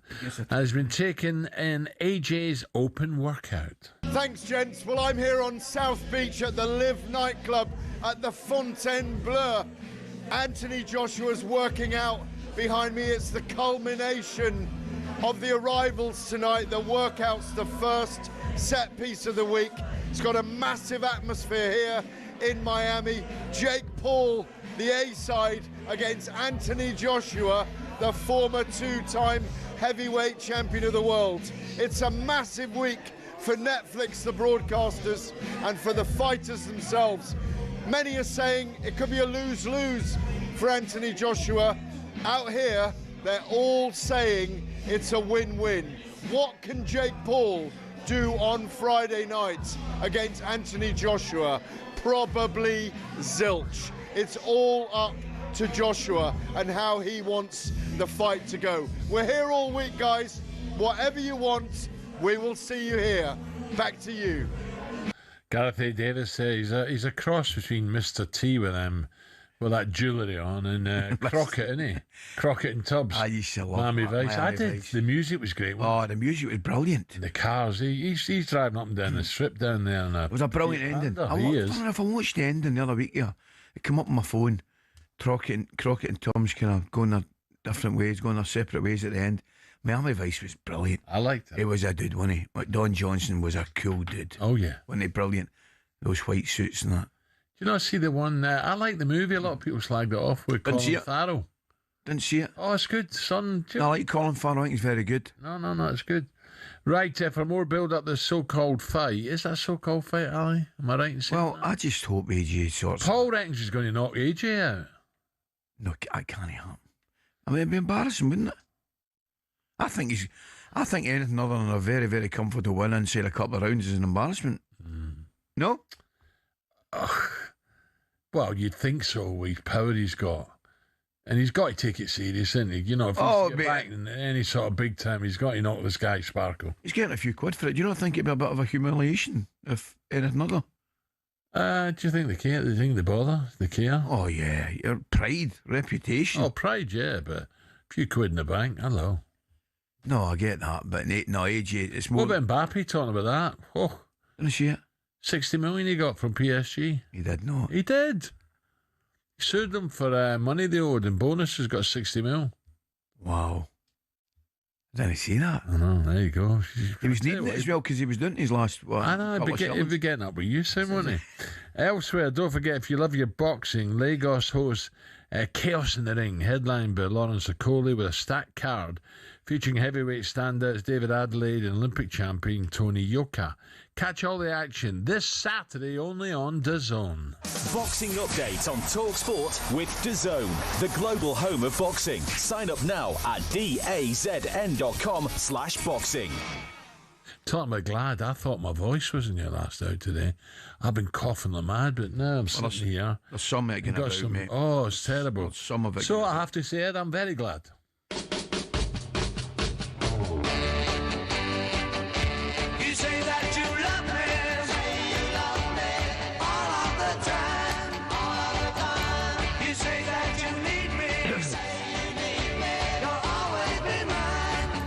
How you feeling? I'll be glad all over. I remember playing at Selhurst when we were building behind the goal, the Sainsbury's store, honestly. What are they doing there behind the goal? Yeah, honestly. Someone will tell us, text us in, how long ago was that? Was that late 70s or was it early 80s? Early 80s. I'm sure it was a Sainsbury's. It's a great place to go to, isn't it? Oh, Palace. I love it. Noise is brilliant. Love it. So another impressive season, 5th in the Premier League, which is sensational, by the way. Debuting in Europe, but is trouble on the horizon. What, you say? Reports emerged yesterday that manager Oliver Glasner will not sign a new contract when his current deal expires at the end of the season, while captain Mark Gay could be off in January. Now, that would be a double blow, wouldn't it, Ali? There's no doubt about it. Oh, 100%, that'd be a double blow. But it looks kind of ominous. I think Palace have been one of the great stories in the last 12 months. There's no doubt about that. Manager's been brilliant. They've been a great watch. You think players have lost as well when you think about it. Alicia Eze, boys like that. I think they've done exceptionally well. I really enjoy walking in the middle of the park. I'm sure you'd have played the likes of Vince Hilaire. Yeah, Vince Hilaire. I'll get back. Kenny Sanson. Get back to that team. Terry Fenwick. Was that no Terry Venable's team? Yeah. Big Jim Cannon, was it? Big Jim Gannon. No, Cannon. Was it Cannon? Glasgow boy. Yeah, big moustache. Hard, yeah, hard. Is it Gannon or Cannon? Jim Cannon, I think you might be right. I might be wrong. I don't know. I know it was great. It really was. Right, Palace. The problem they've got is a lot of games coming up. Palace have 4 games in the next 10 days, starting the Conference League tomorrow night. Do you have any sympathy for Glasner? The job he's done, let us know. Palace face, what's it? KUPS Cups? Is it Cups? of Finland tomorrow night, 8 o'clock. That's as good as I've heard you with the finish. Cups. Live on talkSPORT 2. John is now from Moore's former Palace captain and coach, Sean Derry. Morning, Sean. Morning, Alan. Morning, Ali. Is that Sainsbury's at Palace, Sean? I don't know. They might have moved on now. I don't know. Yeah, it's still there as well. Absolutely. Alan did his best to knock it down back in the day, Sean. I hit the roof a couple of times. Sean, tell me, mate. The roof of the net. I was just saying to Big Al there, Sean. I mean, without doubt, Palace last 12, 18 months, what a wonderful story it's been. Oh, it's been absolutely incredible. I mean, I'm still living in and around the Crystal Palace area, so, I go for my morning coffees and walk around the high street, see the Palace fans there buzzing. There still are I mean, they're absolutely delighted off the back of the Wembley visits and the FA Cup final win, and they sat 5th in the Premier League. It's incredible for Crystal Palace. By the way, Sean, it's a great catchment area, isn't it, for youngsters coming through? Absolutely. I mean, it really is a wonderful place to play football. Got a brilliant academy in terms of the facility. The facility is fantastic. Some of the young players that are coming through, hopefully, at some point they can be given a chance. Maybe, they could be used in this conference league in certain games. I know 1 or 2 were on the bench in the last game. They might need them again against Coops tomorrow night. And I mean, they need the academy. That academy needs to start developing and producing footballers again. Sean, we've mentioned done exceptionally well, even losing real quality to 2 players I've mentioned. What do you think? I mean, I love the setup, I love the shape. I think they play that shape as well as anybody, if not better than most. The back 3, but it'd be a big loss if Gay went.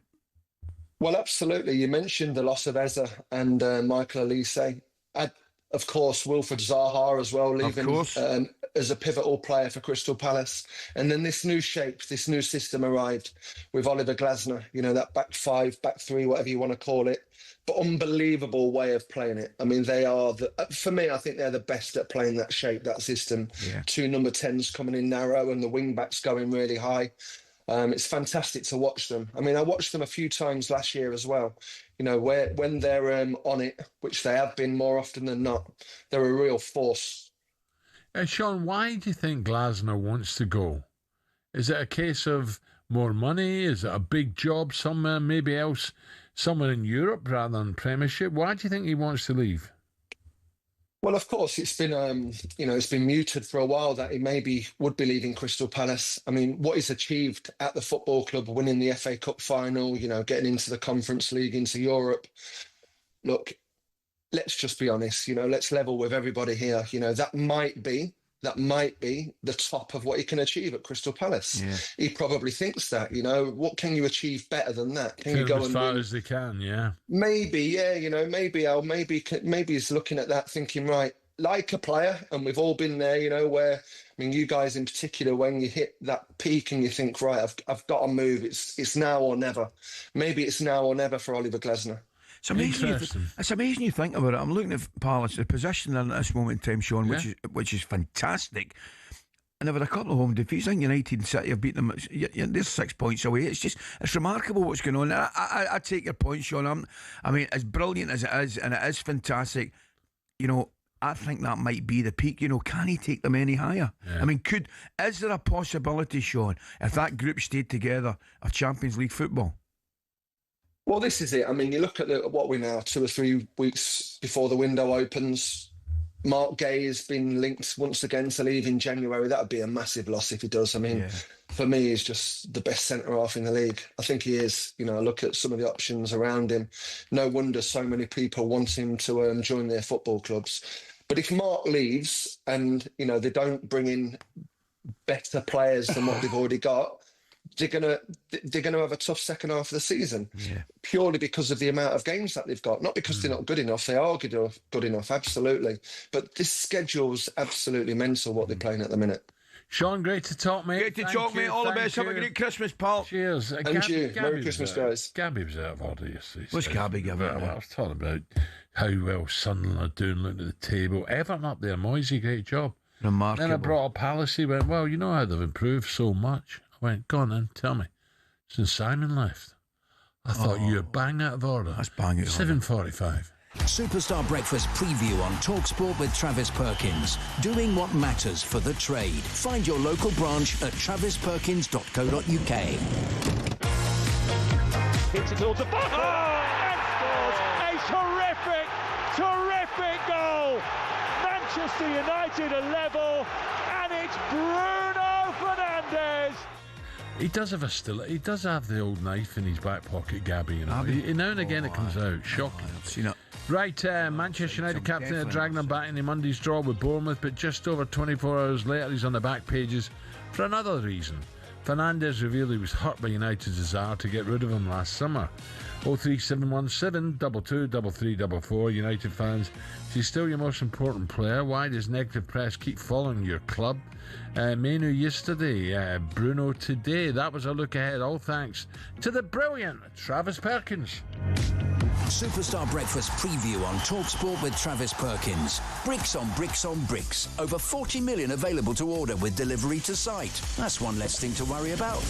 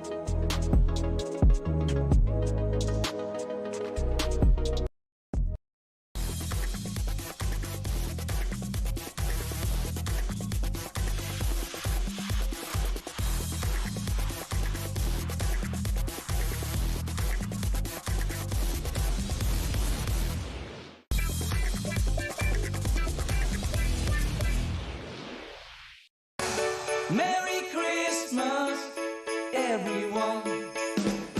Time for parties. This is talkSPORT Breakfast with Alan McCoist. Right, before we go any further, quick. Hello. The boys in the Govan shipyards, yards. Yes. They want to know what our favourite Christmas films is. Christmas First film? of all, Merry Christmas to all the boys. Have a great time. In Govan? In Govan, the Brilliant. shipyards. What do... Home Alone, I'm going for. Home Alone, lads. What are you going for? Today would be nice. The boys are finishing at 4 o'clock. So if you can... Home Alone. Let me think about it. You know, you've had time to think about it, haven't you? Give us a break. Okay. Christmas. I don't know. I think maybe. Love Actually. Love Actually is a. Oh yeah. The Holiday. Yeah, no, that's it. Love Actually. There we go. That is bit of brilliant. love at Christmas. I think he's brilliant, Colin Firth. Yeah, so do I. I think he's brilliant. Very good. Love Actually. There you go, boys. There you go, lads. And have a great Christmas. Have a great down there in Christmas, the Govan. I was born in Govan, Southern General. Right, you were saying. Okay, well, we're doing something a little bit festive, and to get us feeling festive, I brought both a present. Yes, comes in with a bag. Honestly. That bag comes in. Who wants to be Santa and who wants to be the naughty elf? He's a naughty elf. I'm Santa. No, Ali was very naughty. Ali, you can be the naughty elf. No, So pop that on. Well, what one's the biggest hat? And then, Alan, I think this will I think this will fit your head. Come on. And I've got a hat too. That won't fit my head. By the way. There we go. How's that? Oh, no, the other way around. So the legs have got to be... So Alan's currently wearing... Try and get in there in a minute.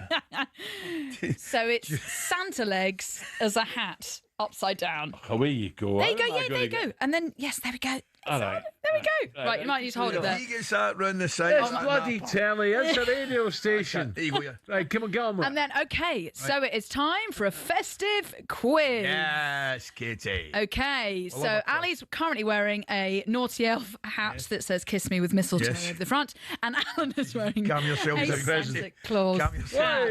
hat. Okay, so round one is Christmas general knowledge. Ali, you Yes. are up first. The postcode HOHOHO is known as Santa's official postcode. Is located in which country? A, Finland, B, Iceland, or C, Canada? Oh, it's Finland. That is the incorrect answer. He's moved then. He's moved. So it was Canada or where? It's Canada. Thank you. There we go. Are you telling me where where Santa Claus comes from? Ho, ho, ho. Yes, it's in Canada. Santa Claus. I thought that was Finland. Correct, it is. Well, I've got the answer here as Canada. Now, So maybe he's moved. He's moved. He's moved last summer, seemingly. It could be Canada. Anyway, right. one up. So it's still 0-0. What? I just got it. No Okay. bonus points. There's no bonus points. Okay, right. We'll give one to Alan. Alan, who sings the Christmas favourite that begins with, "Are you hanging up your stocking on the wall? It's time when every Santa has a ball." Slade. Let's find out. Keen on the wall. Can you name them? Noddy Holder. Yep. Dave Lee. It was Dave Lee. Dave Hill. And the drummer was. Well, that's brilliant, but you don't Say get Dave Hill one more time. Dave Hill. So I'm 2 up. Okay, so 2-0 No, he's not to getting a bonus. Alan. No, He is. I am the quizmaster. Okay, Ali, it is your turn. In the movie Love Actually, now claimed as Alan's favourite Christmas film, what song does Hugh Grant's character, the Prime Minister, dance to in the famous scene in number 10? I've never seen it. Oh, no. I've seen it. Okay, Alan Brazil. Jump. Bum, bum, bum, Let's find out if he's right. Jump in. The Weather Girls. Jump! I jump it. Pointer Sisters. Oh, it's a Pointer Sisters. Well, who did I say? Yeah, Jump by the Pointer Sisters. Oh, You said the Weather Girls. The Weather Girls. The Weather Girls. The Weather Girls is raining men. Okay, 3-0 to Alan, who's still struggling with this Santa That's up hat. to you. It is a tricky hat, to be fair. Right, Naughty Elf, you've got to get a question few is what, points 4 on the board. points? Right, Alan, what is the best-selling Christmas single of all time? Is it A, All I Want for Christmas Is You by Mariah Carey, B, Driving Home for Christmas by Chris Rea, or Brilliant song. C, White Christmas by Bing Crosby? I was going to say White Christmas, but I'm going to go Mariah Carey. Let's find out. I gave you a clue, man. Alan, you're 3-0. From the film Holiday Inn. Just like the ones I used to know. Okay, we're on to round 2 of round 3. So round 2 of Sporting Crimbo. It's the fastest answer. The hat's gone. He's given up on the hat. It is the fastest to answer wins, so you've got to be quick, okay? So both of you are playing. Here we go. Who was the last team to be top of the table at Christmas in the Scottish Premiership other than Celtic or Rangers? Yeah, and it's a bonus point if you name the year. Yeah, he's had his guess. Sit down. Who was the last team to be ahead at Christmas? Hang on, come on. No, it was Aberdeen. But you ain't. He's fastest to answer. I've got to take the first answer, Ali. Thank you. Yep, so it's 4-0. correct- Can you get the year, though? He's had a guess. Yeah, so the correct answer is Aberdeen. I know it is. You said Hearts or something. We'll try and get the year and get You can pull one It was back. Aberdeen, and I'll tell you right now. I'll tell you exactly when it was. It was. All right. No, because it's 10-10. No, they had a great run last year. Gonna have to push you for an answer. I'm going back to Fergie. I'm going back to Fergie. 84-85. That's the correct answer. Okay, so it's... You're looking to turn your screen round. You're cheating. Okay, 4-1 to Alan Brazil. 4-1. I've just had VAR in my ear, and it's still 4-1. Okay, next up, I've got footballers with Christmas themes in their name. All you have to do is give me the missing word. Easy one to start for you. Former Manchester United winger, blank Di Maria. Angel. That's correct. He's pulling it back. That was fastest one to answer. Oh, fuck you! Why were you looking at him? It's not on my eye contact. On my heart. She can't take her eyes off me. That's because you've got the naughty elf hat on. Right, next up, former Man City striker, Roque Blanc Cruz. Santa. Correct. I'm coming back. He's coming back. Look at her face. Right, and finally, former Hungarian striker, Gurgly Blank.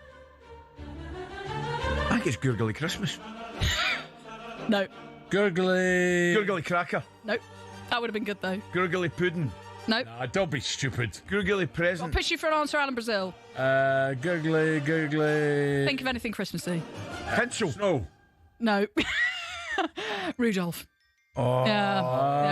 Well, if you told And me that red nose. Finally, round 3. This is my favourite bit. Breakfast best bits since last Christmas. We're going to run through some of the best bits of the show since last Christmas. You just need to tell me what I'm talking about. So, Hold Ali, on, is this to Ali first? Yes, Ali, you are up first.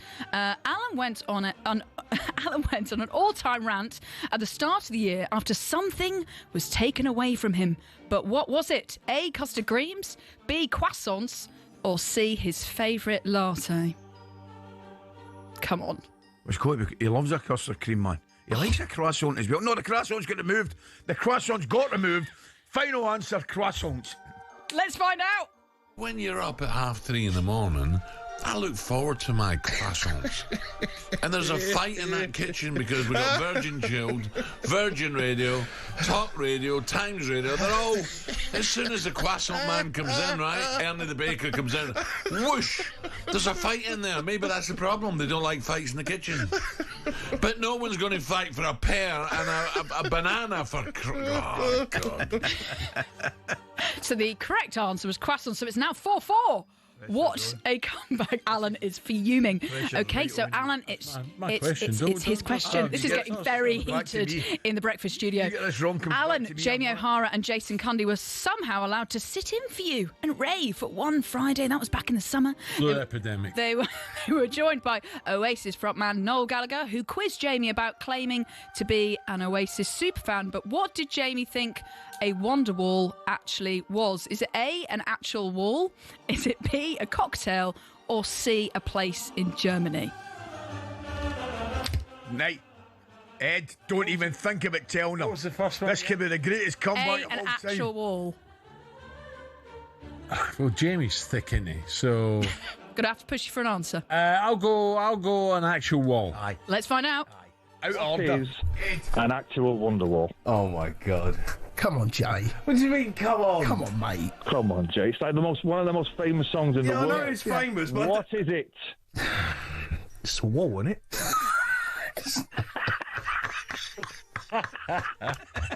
What a plank, eh? Mind you, just like Oasis, his favourite song was Berlin, wasn't it? I think we've got time for one final question. So it's 5-4 to Alan Brazil. So this is your chance. Can you pull it back, or is it Alan to win the Christmas quiz? Ali, your next one. In the summer, Gabby and Jermaine Pennant took part in the worst quiz of all time. They were tasked with taking it in turns to spell the word bolognese. But how far did they get? A, 2 letters, B, 3 letters, or C, 4 letters? It was the worst quiz, so... Man alive. Quickly. I'm going to go 2 just because I'm thinking. I think it was 3. Okay, let's find out. Gabby, you're given the first letter of this word, so now you must get this right. And that word is bolognese. B.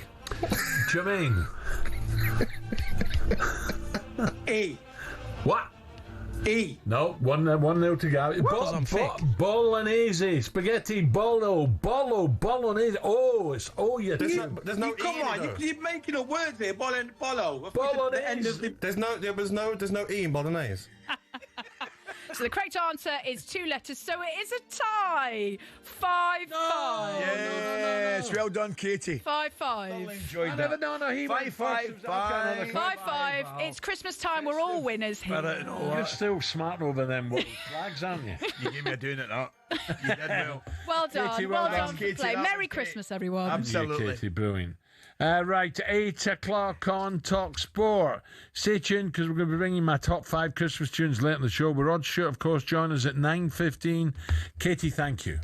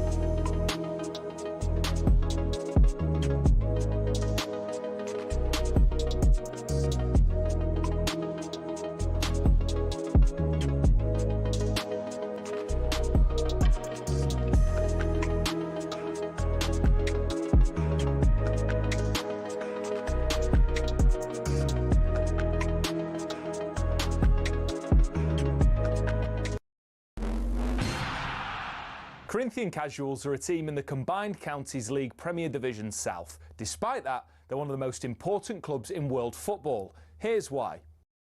The club was formed in 1939 as the result of a merger between Corinthians FC and Casuals FC. Now, Corinthians FC were founded in the late 1800s when the FA's top brass were sick of getting pumped by Scotland every time they played them. As a result, a man called Nicholas Lane Jackson set up an amateur side which would bring in the best players who could all play for the national side. And it worked. It wasn't long before England were dominating the international fixtures they played, and it was largely down to Corinthians. In fact, in 1894 and 1895, they played consecutive games where Corinthians provided the entire England 11. But the thing is, the players refused to play professional football. They didn't believe in it. They wanted to spread the values of sportsmanship, competition, and played for the love of the game. It also helped that most of the players were Oxbridge graduates who didn't need the money. But instead of entering the league and cup competitions, they played exhibition football and toured the world, bringing the beautiful game with them. And it was this which spread the game throughout the world and made it so popular. Most famously, in 1910, they travelled to Brazil. And the locals in Sao Paulo were so impressed, they started their own team under the same name. Yes, the same Corinthians who won the FIFA Club World Cup in 2021 one of the biggest football teams in Brazil.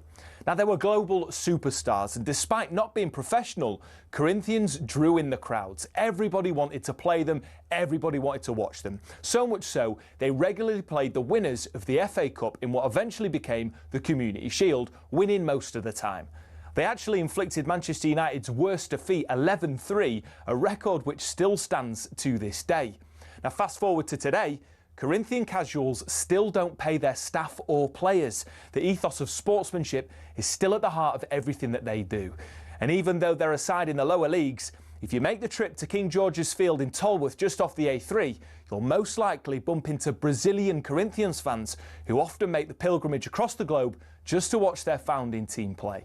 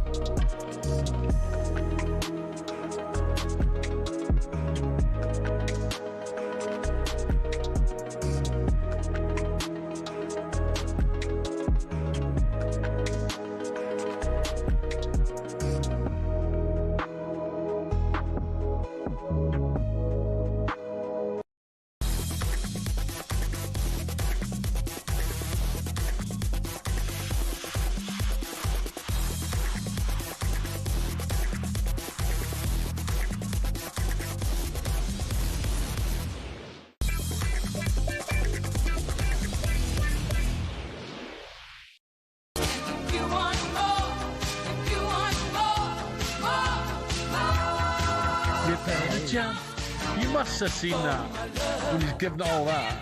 The surfing. No. In Love Actually.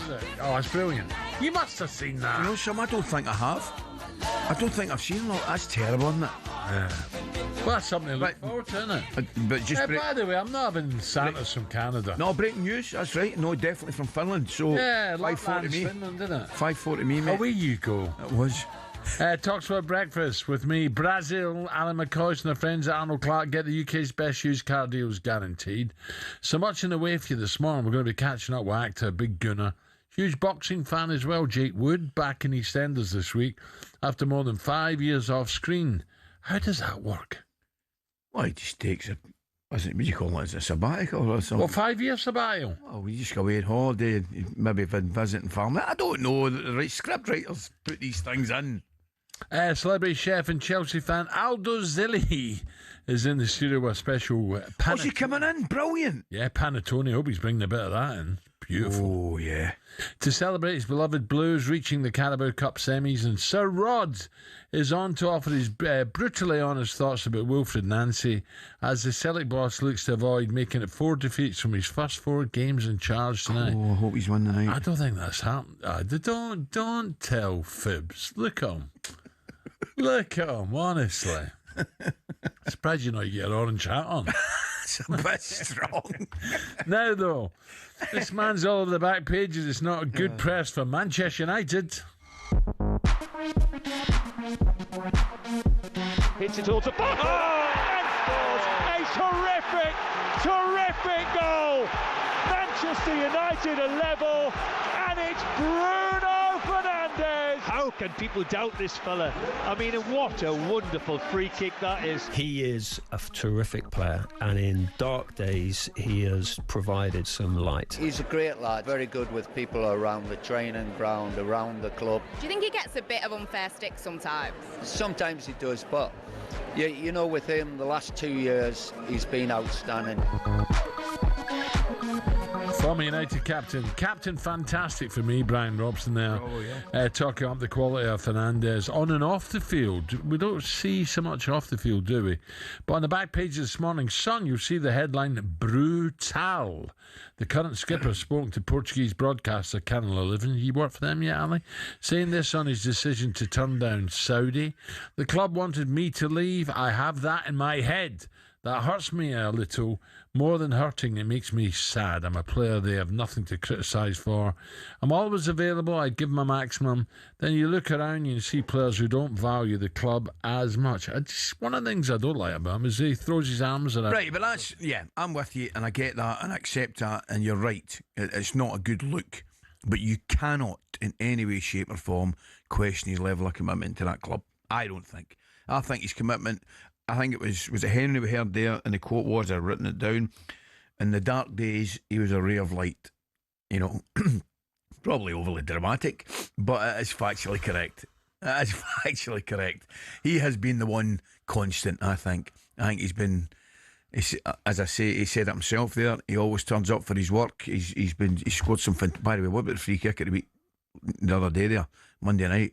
Unbelievable free kick. He scored some great goals. So yes, I think he has been terrific for Manchester United. Well, on Drive yesterday, former Premier League striker Darren Bent compiled a list of midfielders that he believes have done more in the division over the years than Bruno. These are mine. Vieira, Scholes, Keane, De Bruyne. Hold on, do it slowly. Keane, yep. De Bruyne, yep. David Silva, Cesc Fabregas, Gerrard, Kanté, Lampard, Makelele, Yaya, Petit. There was a few question marks about Petit, but he World Cup winner, Euros winner. Yeah, you can't use double. World Cup winners as but a double. He won the double. I know, but come on. What do you mean, come on? Petit was unbelievable. Unbelievable. Yeah, and showed up in the big moments. I think he's got to be in there. No, if you're talking about your top 15 midfielders of all time in the Premier League, I think he's probably 15 to 20. All right, that's fair enough. Okay, Xabi Alonso. Again. It's hard, isn't it? All right, Michael Essien was unbelievable. Injury prone, but yeah. No, but the first couple of seasons he won. Chelsea. Okay. All right. Rodri. 100%. Gundogan. Ozil. Ozil, I'm not having. Hey, Luke's going to fight you. I'm not having Ozil. I'm not having Ozil. You keep saying that. Luke's going to fight you when he comes in there. I'm not having Ozil. One of the most overrated players in the Premier League. By the way, there's some great players mentioned. There was some great players. I tell you, it's difficult.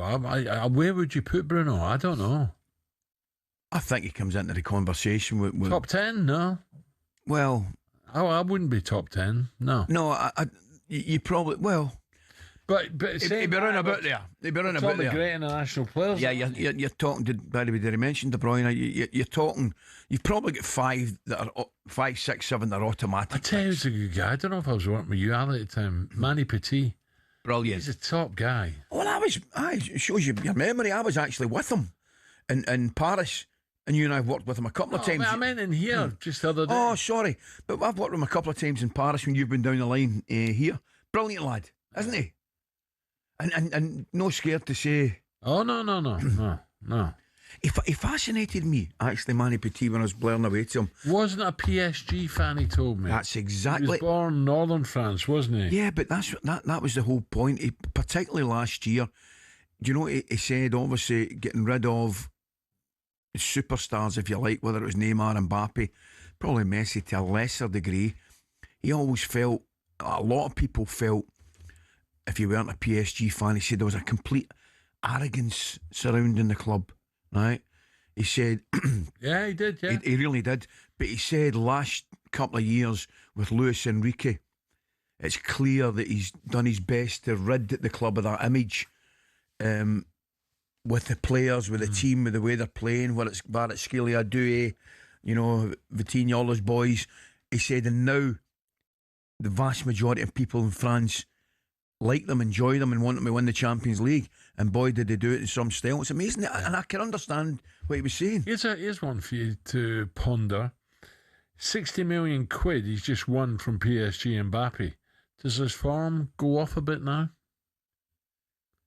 No, I don't think so, Alan, because with the greatest respect... 60 million. Yeah, I know, Alan, and it's a ridiculous amount of money, but he's probably got, I don't know, he might have 40, 50... Well, I give you 60 million, right? That's different. Would you be... I'd lose your plot. Would you be all over the place? Motorway, would that be out the window?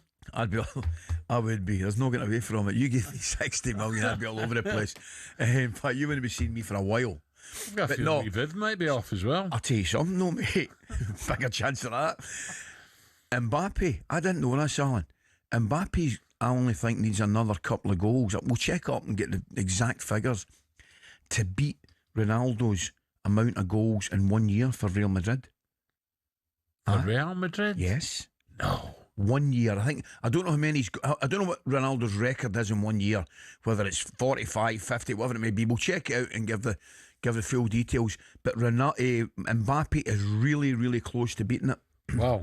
Okay, we'll check that out. Coming up next, Mikel Arteta on the back pages this morning saying his Arsenal team have gone to another level this year. Mind you, have they not got massive injury problems again, did I read? I think he's feeling very confident, but do we think he's starting to fear City? You got to. We'll discuss that next.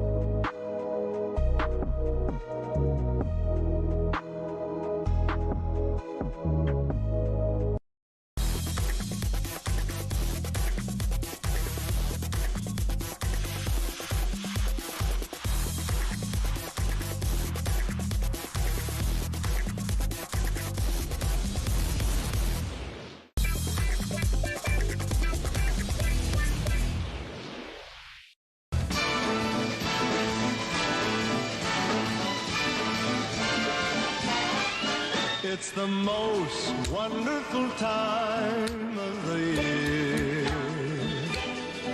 with the kids jingle belling and everyone telling you be of good cheer. It's the most wonderful. What are you laughing at? Some brilliant messages coming in for the guys, man. First one, it's just plain and simply Bruno in the top 10. Geese peace. That's all it That's says. obviously from north of the bottom. That's all it says. Geese peace. Brilliant. And then Ricky the Gooners just told us that definitely in the quiz, the problem with the quiz is he says Santa's no finish. He's only 28. Well, that reminds me, Arthur Albertson, Tottenham Man United, left fullback. Yeah. Arthur, who's a jam tart, by the way. That's right. Loves the Hearts. When he was doing that late night interview with a guy. Oh, it was He brilliant. was talking about Naomi, the goalkeeper. He's finished. No, he's not. He's not finished. He's not finished, this guy. Come on, he said, he's finished. No, he isn't. He's only 29. No, he's finished. He's not finished. He's 29. He's finished, you tube from Finland. And just to confirm, the boys have been on again. Noddy Holder, Dave Hill, Don Powell and Jimmy Lee. That was Slade. And I want to confirm the story. Mbappe, at this moment in time, has 56 goals in the calendar year. I think Ronaldo's got a record at 59. So still amazing, isn't it? That's my point. Mbappe has done incredibly well. Right, while we're playing that Christmas song, well, King Charles is selling boozy Christmas puddings inspired by the late Queen's own royal family recipe. But they'll set you back a whopping 20 quid. Jill she always cooks Christmas pud. Do you know something now? You've never had it? I do not like Christmas pudding. Oh, away, a bit of cream and a little bit of brandy I don't like Christmas pudding, mate. I don't really like raisins, sultanas and all that stuff together. I just don't like it. Oh, put you a black pudding and chips. Oh, aye. I wear a black pudding or haggis or fruit pudding, but I don't like Christmas pudding. Really? Huh? So 20 quid, hey, what about that? It contains raisins, sultanas, mixed peel, breadcrumbs, sherry and brandy. 20 quid. By the way, I was driving up this morning flicking through channels and stuff. The old pandas, the twin pandas in Japan, the old Chinese are taking them back. They've had a row. No. Yeah, taking them back. It's causing all sorts of grief. I wouldn't get them. I wouldn't get them back. Oh, I just say really? I'm getting them. Come back as a rocket coming your way. Come and get them. I tell you, the world's a dangerous place. We'll leave it at that. It is, man. And now a message for all the talkSPORT bosses. A boss at a talent agency in Willesden in North London has spent 100 grand on gifts for his staff. That's nice. We can't even get a croissant. Including a Range Rover and a trip to Barcelona. Meanwhile, at talkSPORT, we get grapes and bananas. Al, have you been given anything? Have you signed your contract yet? No. No. That's unbelievable. Have you signed yours? Yeah. Aye, ready, yeah. Well, that tells me all I need to know. No, actually, I haven't. I've agreed it. Tells me all I need to know where I'm in the food chain. Right, a guy who's lucky he gets on his knees to sign a contract. The latest odds, here it comes. Newbury races today with Coral, and here comes Steve-O. The Coral Daily Download on talkSPORT with Coral. We're here to bring the cheer for all the festive racing. 18 plus gambleaware.org. Live from Jackdaw's Castle, the deal has been done. Steve-O, morning. Gentlemen, a brilliant show this morning. Merry Christmas, Al. This is talkSPORT Breakfast Show. Everything from Christmas pudding to pandas falling out. It's absolutely wonderful. But, Ali, I'm with you. I'm with you on the Christmas pudding. I can't have it. Steve-O, no way, man. Christmas trifle for me. Even Yes. now, my sister gets upset because I get a Christmas trifle made for me. Hold on a minute. This is posh schools we're talking about here. I'm with you, Steve-O. This is posh schools. I'm with you, mate. I got a wee bit of trifle myself. I just don't fancy that Christmas pudding. And it would surprise you to look at me. I know what you're thinking, Steve-O, but I don't. And then, a couple of others. Best Christmas film, Home Alone 2. Going to be controversial. Going to go for the second one. I've never heard it. I've seen it, but I liked Home Alone 2, but I just think you can't beat the original Home Alone. No, you got the setting in New York, and then best Christmas song. That's a tricky one, but Chris Rea, I think, has got probably You know the what? most Spot solid. on. Come on. Spot on, Probably Steve-O. the most And we're going to solid. play it today, and that's my number one. Wizards. Oh, away you go. You got to be upbeat. It's Christmas. You got to be happy. It's for the kids, man. Music, Steve-O. Well done. Well done. DJ Ed, come on, get on the case. Steve-O, Newbury today, you going? I'm not, but there's a nice horse Joe Tizard trains called Cryptic Jim. Runs in the native river colours. Keep an eye out for him. But Al, there's a big gamble took place yesterday on the King George, the Ladbrokes King George, Kempton Boxing Day. Yeah. JP McManus owns Factor File. Now, he finished second to Gaelic Warrior. It was a great race, wasn't it? In the John Durkan. Gaelic Warrior, 2-1. Django Bay, Nicky Henderson, 2-1. But Factor File has gone from 10-1 to 11-4 in recent days. Whoa! The Jukebox Man is in there at 5-1 for Harry. Last year's winner, Banbridge, is 12-1. It's almost like these owners and trainers are turning around and saying to Jockey Club Racecourses Kempton, hold on, don't think about getting rid of Kempton because this is the race of the first half of the jump Factor season. File, was it not a great race over in Ireland? He just got beat. It was extraordinary. Paul Townend went off on Gaelic Warrior, and even, Paul Townend, probably the best jockey riding. But you're thinking, what's he doing? He's gone too hard. But he didn't. Factor File came to him. Gaelic Warrior fought back. It was a humdinger, and it could be a rematch. But add in, as I say, Django Bay, the Jukebox Man, Banbridge, Jello. Absolute cracker to look Steve, forward to. absolutely, mate. I know we're looking forward to Cheltenham at this period when we do, but I think we're in for a brilliant King George, mate. I really do. Yeah, no question. And that's why I said Kempton provides that decent ground in winter. Yeah. It's a fair track, Kempton. It's flat track, yeah. Yep. Yeah, it's brilliant. So look, that's all to come. But Ali, you accused me yesterday of being a bit pessimistic about England's cricket hopes. I'm going to try and be positive this morning. That price hasn't got too much bigger. They were 2-1 to win this England. They're now 9-4. Australia were 1-2. They're now 4-9. Wait a minute, Steve. Before you get any further, how can England go out in the betting when John Norman and Harmy and everybody's telling us it's been a good day for England? Yeah, but that's why I don't look. We're setting the bar for Australia at 353, higher, lower. If they get something like that, do we really see this England batting like? Come on, we've got to see them go out there and bat, haven't we? I think anything above 350 with England's frailties. I know, Harry Brooks said he's going to knuckle down. Joe Root, we know, is brilliant, but I don't know. Australia runs. So you don't believe has been Harmy? Never was. That was... Or never has been Harmy. I thought he took that well. Look, he's got other things on his mind tonight, of course, before the second test. Newcastle, odds on, 8-11 to win at home against Fulham, 4-1 Fulham. Manchester City, 2-1 on to beat Brentford, who are a shade under 5-1. This is obviously in the League Cup. And our Celtic tonight, I know you got Sir Rod coming on. No, don't it's remind fine. me. 1-2 to win at Dundee United tonight. And you remain favourites out, 8-13. For the Price United tonight, Steve. Oh, shut up, you. You omitted to give us those odds, Steve, for some Dundee reason. United, for those Dundee United fans and Rangers fans, are 9-2, and the draw is 100-30. Steve, what about the weekend? Rangers reserves against Rangers. How do you bet? I'm not getting involved in that particular spat. Oh, by the way, your boys done me proud of the weekend. Birmingham let me down for a four-timer. Pompey were 1-0 down, come back 2-1. Yeah. Birmingham let me down, 1-0 up, 1-1. Oh, are you including Portsmouth in your weekend? Yes, I did, That's Steve. madness.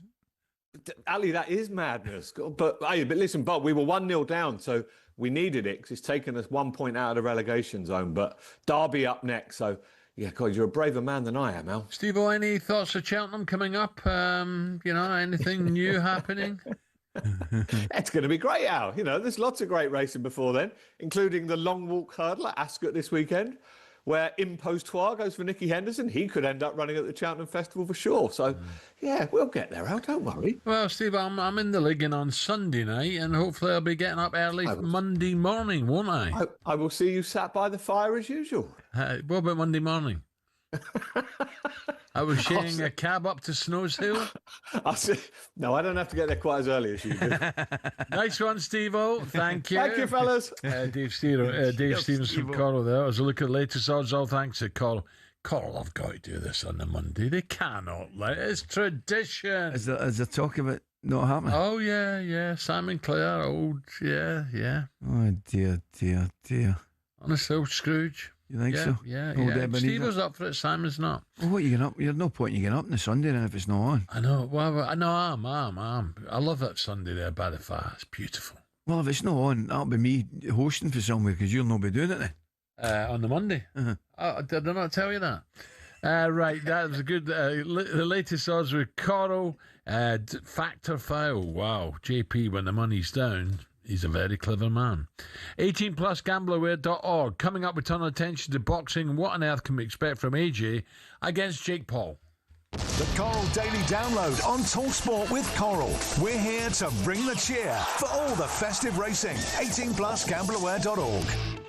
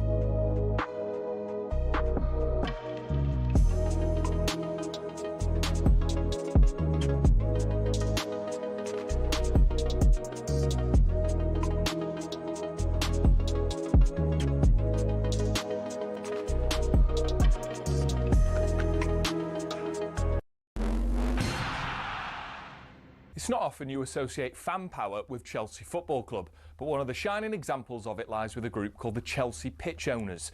And they've proved to be the thorn in the side of owners past and present who've been dead set on moving stadiums to a larger, more lucrative piece of land.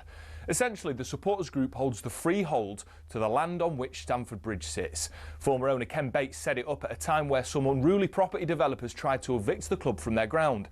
In order to prevent this, he established the CPO as a company that owned the pitch and offered the fans the chance to buy a share for £100.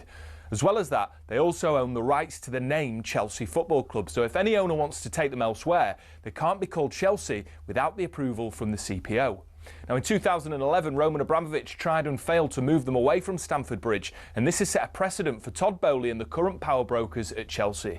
They know any plan which involves moving from Stamford Bridge will require CPO approval from the now 13,000 fans who own it. There are fans who are concerned that if they stay at the bridge, they'll be left behind their domestic and European rivals who are moving to more commercially successful stadiums. But for the heritage and history lovers, Stamford Bridge is one of the iconic English stadiums, and to move away would be a grave mistake. It might not be as flashy as others, but stadiums like it have something about them that cannot be replaced.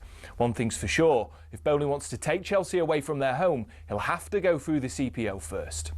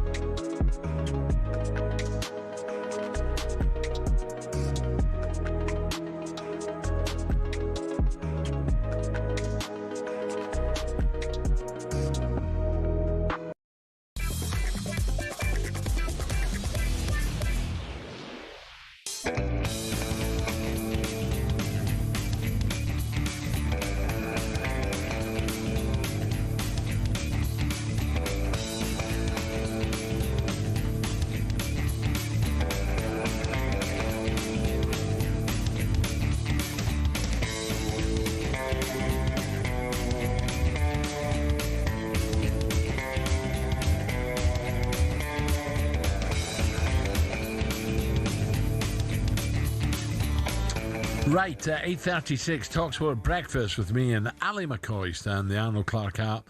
Everything for your car all in one place. Download today. Pardon me. Ali, get that lamb sip down you. I have, mate. Are you home today? Oh no, you're yes. not. You're taking the boys out for... I'm taking the boys out for a wee bit of lunch, but I'm going home after it. Are you? Yeah, fly up about tea time. How cold's it up there? Do you know something now? It was colder, I think, last week. Obviously, I've been in here the last couple of days, but it was very, very cold last week. And then it went that kind of damp, you know that. By the way, with some rain at the weekend, mate. Oh, man. This morning, I get in the car from Suffolk. Yeah. The sky was unbelievable. It's great, that, isn't it? It was. I just stood there. She went, hurry up, get going. Beautiful. I just couldn't. Stars looking up. It was just so clear, but it was freezing. I know. I mean, really, really cold. It's great, though. See when you get a morning like that and you just look up and it's stunning. Stunning. Right, Max Branning, the legendary EastEnders character, has been back on your screens this week with the Beale and Branning family set to spend Christmas together in Albert Square.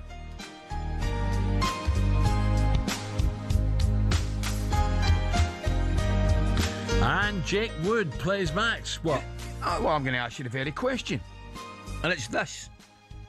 Is that the most recognisable theme tune to a television programme ever? Could be Corey. Well, sing me Corey then. If it's that. With that wee stray cat on the Corey goes.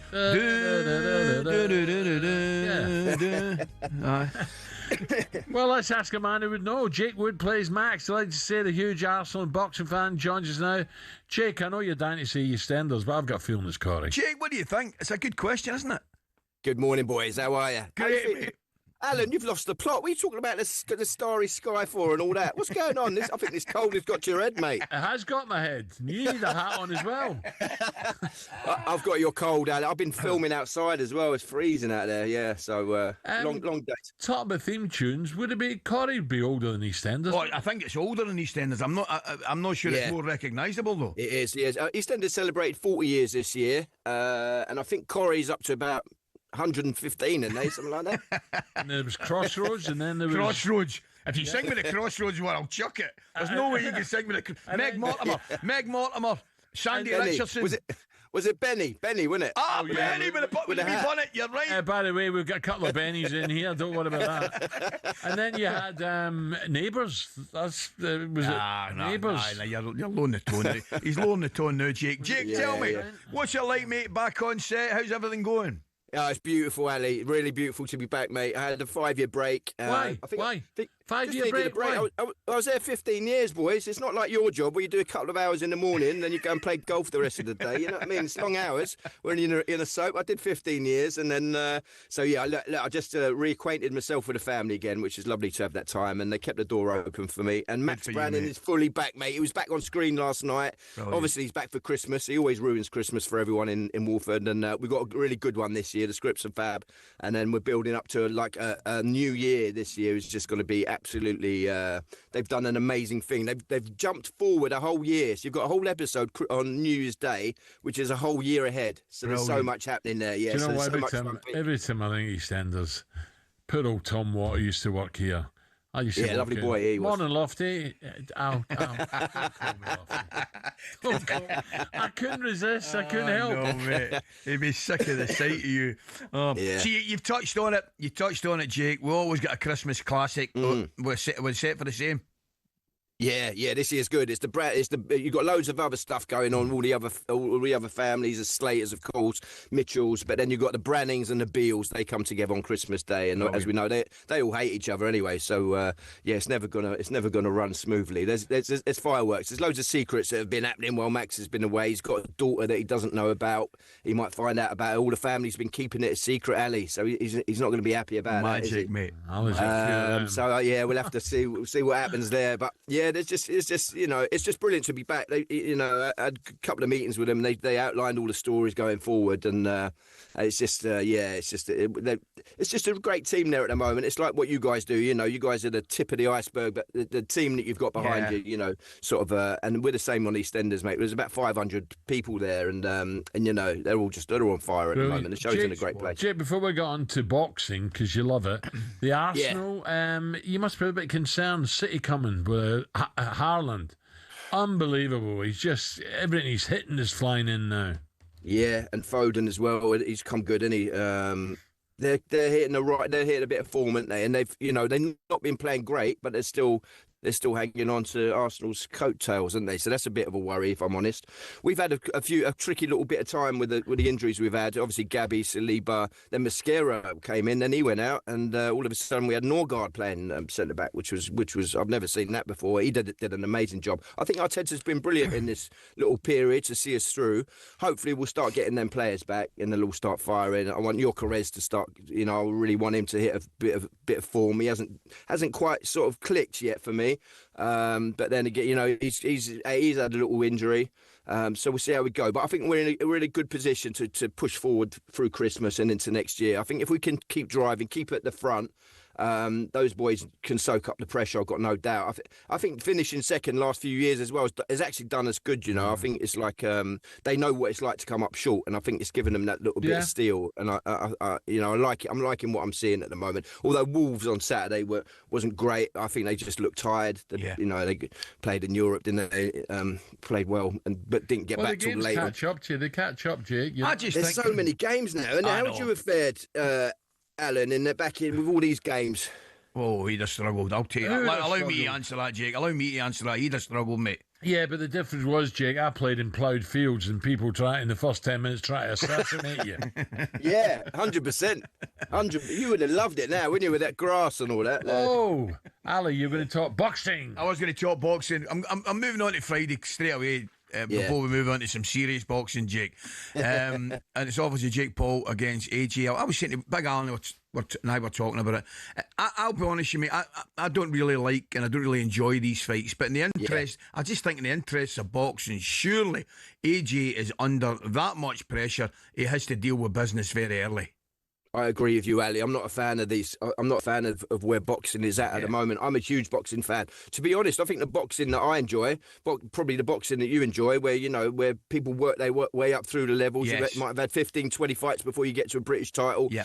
There was a certain level of quality control, weren't there? And you knew what you were watching. You watch a European fight, a world title fight. You knew that these guys had gone through all of the levels. They'd earned their place there. They were number one contender. That was a big thing. Those days are gone, and I'm sad to see it. It's a bit of a clown show as far as I'm concerned, and I've got no interest on this fight. I'll probably have a look, but only in the same way. If you see a car crash on the motorway, you do slow down and have a look, wouldn't you? But that's about the extent of it for me. So Jake, who excites you then? Young Moses? He's the one that excites me. I think Moses is the real deal, Alan. Yeah, you look at him. He's if they manage him correctly, the only problem they'll have, Alan, is holding him back at Toma because he's so good at such a young age. But he looks the real deal. He really does. Yeah. So I like him, but.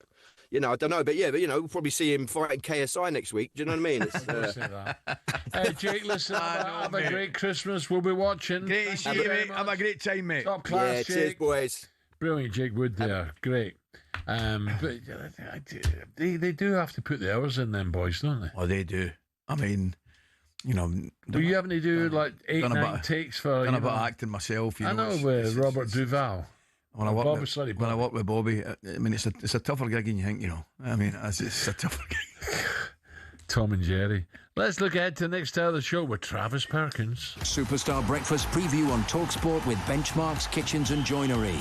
Get trade prices on kitchens to suit all styles and budgets at Benchmarks. You're Celtic United, but baby, I've decided you're the best team I've ever seen. You're in my heart, you're in my soul. I wonder what Rod's favourite Christmas song is. That would be good. Huh? I'd like to ask, we'll ask Rod, what is his favourite Christmas song? That's what I mean. No, I'm going to follow up with something else. And what would his favourite Christmas song to sing be? Okay. You don't think it'd be the same as his favourite song? No, it might not be. But do you know something? See if it is. But you've not thought clearly about this, have you? But see if it is. It'll certainly save a lot of time and we can move on to the next question. We're not talking football. Rod up at 9:15 to talk Celtic Christmas and reveal whether he's been approached yet to record the Scottish World Cup song for next summer. We have a dream. We'll also be joined live in the studio by celebrity chef and huge Arsenal fan Aldo Zilli. Is he worried that fellow Italian Maresca is talking himself out the job at the bridge? That was a look ahead with our Travis Perkins, our good friends there, thanks to Jake Wood. Superstar Breakfast preview on talkSPORT with Travis Perkins. With 250 hire branches nationwide, it's easy to hire at Travis Perkins.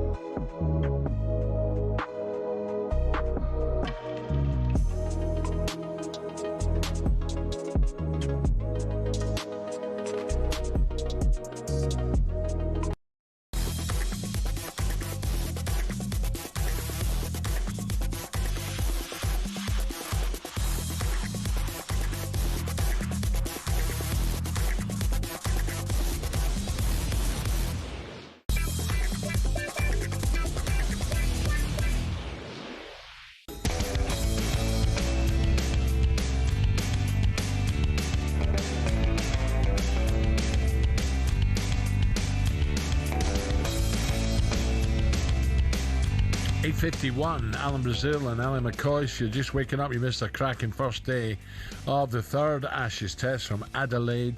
England have to win to stay alive in the series, and it's been a mixed day leaving the Aussies 3-2-6 for 8. Geoffrey Archer, the pick of the England bowlers, for 3 wickets for 29, while Alex Carey hit 106 for Australia. I wonder, is that the winning score? That 106? No, I don't think anyone expected that. Steve Smith pulled out with an illness before play started. His replacement, Khawaja, we thought he wasn't going to turn up at all. Filled in well with 82. Wow. John is right now here in the studio. Round it all up is former England skipper Mark Butcher. Butch, Mark, very good morning. Good to see you, Butch. How are you, mate? Good to see you, fellas. Especially in person, Addy. Great to Especially. See you. Yeah, I've one or two complaints. I've been spending too much time up the road, Butch, but it's just great to be back in the studio. You mean up the road? Well, America, Canada, Finland. I think you might have a little bit of touch paper there, Butch. Sorry, it was my bad. It's been a long night. They're all getting excited about this score. You know, listen, England have got to get them out ASAP, and then come on with a bat in hand. Yeah, absolutely. It had sort of shades for me of England's first day in the previous Test match in Brisbane, yes. Which. Good pitch. I mean, in Adelaide, it tends to be an absolute batting paradise. So to have Australia 8 down for only 320 is a really good effort. I think it's going to be roasting hot tomorrow. Exactly what has been Harmy said. Yeah, has been Harmy. Yeah, he's been on one, hasn't he, these last couple of weeks? Oh, Steve. But yeah, I mean, knock them over for 340, and then it's very much up to the batters tomorrow. And day 3 are going to be the best days to bat on that pitch. And it's going to, as I said, it's going to be absolutely roasting tomorrow. So great opportunity to keep Australia out there for a day and a half and put 500 on the board. If you do that, you're in great shape. What'd you say to Harry Brook? Because this is an inviting wicket, isn't it, to smash?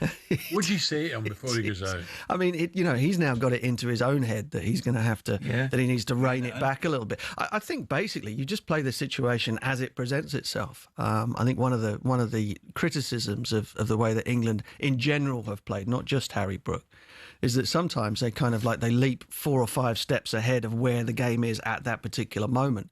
And if Harry Brook gives himself a chance to get in and plays, with due care and attention, but also putting away the bad ball when he gets it, then he can go really, really big. The issue is, does he come out sort of with all the fireworks going off from ball 1 and give Australia his wicket, which Australia did today. Australia played very much, as I said, very much in the way that England did at Brisbane, where I think England should have got 400 plus in that first innings at Brisbane. They didn't because they gave away a load of wickets. Yeah. And Australia have done exactly the same thing. I mean, Labuschagne and Green straight after the lunch break.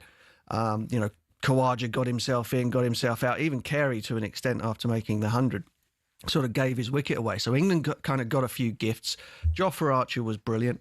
Bryden Cast kind of showed up what has been an issue for him with his bowling over the last year. I think he's been the only England bowler to have played sort of all Test matches in almost the history of the game to go at 4 runs and over for the entire calendar year. So he is very expensive, and he's not, generally speaking, a sort of a new ball bowler. So one of England's problems with their bowling attack is that they've got 3 guys who are all much more comfortable bowling with the old ball, and only Geoffrey Archer, who's very comfortable bowling with the new one. So that was an issue for them at the beginning, but I think at the end of it all, England will be very, very happy. But what happens over the next 2 days will decide what happens in the Test. Well, that's what I was going to say to you, but we'll move on to that. And you're saying it's an excellent wicket, and there's a potential for England to get 400 or 500 runs, which would be brilliant, it'd be ideal. However, I'm looking at England batting line-up, Butch, Joe Root aside, I'm looking at that. I'm looking at the turn of line and Cummings, and I know Harvey was saying they haven't played a lot of cricket, but whether we like it or not, absolutely top class bowlers. Yeah, coming back to join obviously Stark and Bowen. Why? I'm a half full kind of guy, but where is all the real optimism coming from? Well, I mean, I guess there isn't any real optimism. It's hope, isn't it? You hope that a batting lineup that is very capable, incredibly capable of putting big runs on the board. We did it against Australia in England at Old Trafford, which is a surface very similar to that in Adelaide. A game that England would have won but for the rain, you would imagine. Zach Crawley gets 180. England put big runs on the board. And in conditions such as these at Adelaide, they are very well equipped to do so. Whether or not the scars from the first 2 Test matches, the pressure on them from, knowing how badly it's gone, the lack of runs, the lack of time in the middle from all these guys kind of goes against that. We'll have to wait and see. But they have an incredible opportunity, and they just need to be better. They need to knuckle down and play the situation better than they have done Mark, so how far. difficult it is, you mentioned Katie there, when you get that 100, the relief, how difficult it is to readjust then and say, let's make this 150 plus? Yeah, it can. So many batters, in the history of the game, they get to 100 and don't make it past 110 because you got that sort of adrenaline, that buzz. He had that. It was a lovely moment for him. His wife up in the stands, tears in her eyes. He lost his father a couple of years back. And so very, very emotional for him. He's been sort of overshadowed as a South Australian cricketer who played their cricket at Adelaide by Travis Head. Head's kind of like the hometown hero, but they were all calling Alex Carey's name today. And I think he's a brilliant cricketer. I mean, obviously in England, he's most known for the sort of the Johnny Bairstow stumping incident back at Lords and whatever. But he's a brilliant wicket keeper. He's an incredible competitor. And I think he's very, very underrated. Second innings, sorry I'm interrupting you there. Second innings, is there an opportunity perhaps for a wicket breaking up? No Bashir, would that be a problem? Yeah, Will Jack spun a few today. Yeah, spun a few quite sharply, actually. 40 degrees tomorrow. Yeah, going to be very, very hot tomorrow. And so Nathan Lyon, you would imagine, will bowl a lot of overs for Australia tomorrow. But, as I said, on day two and sort of halfway through day 3 is always the best time to bat in Australia. So England have to make that count. I mean, they have no choice. Got to win 3 matches on the bounce. Has to start here. The bowlers, by and large, have done an excellent job for them today on a flat. Australia would be really disappointed with 328 for 8, I think. It would be great if they could take it to Melbourne. Wouldn't it? Decider. Oh, yeah. That would, for all the punters who've travelled there, it'd be brilliant. The Boxing Day Test match needs to be a live Test match, doesn't it, for the series? So that's England's goal is to keep their sort of their views short. You've got to play each day, each hour, and win all of those sessions in order to sort of drive it forward to Melbourne. But we can sit here at home and kind of go, what, wouldn't it be great to wake up on Boxing Day and have the series very much alive? Because 2-1, there'll be pressure back on Australia for sure. Brilliant. Let's see what it brings. Have a lovely day. Thank you very much for popping in. You guys get some sleep. Yeah. Gosh, it's a hard gaff, that is not all night.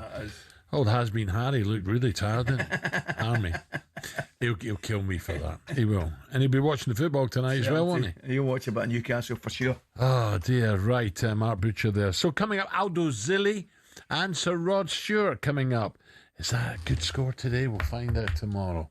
The Aussies. I think they'll be kicking themselves. I do, Ali. Right, coming up to 9 o'clock.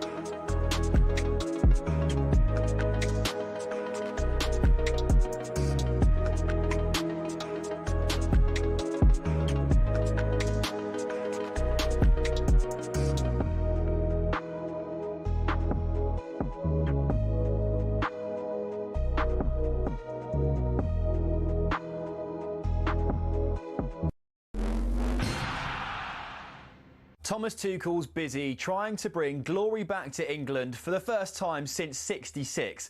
But how did he get here? Well, from the sleepy town of Krimbach via some giants of European football, here's his journey to Wembley. Sitting around 60 miles west of Munich, Krimbach's population is less than 14,000 people.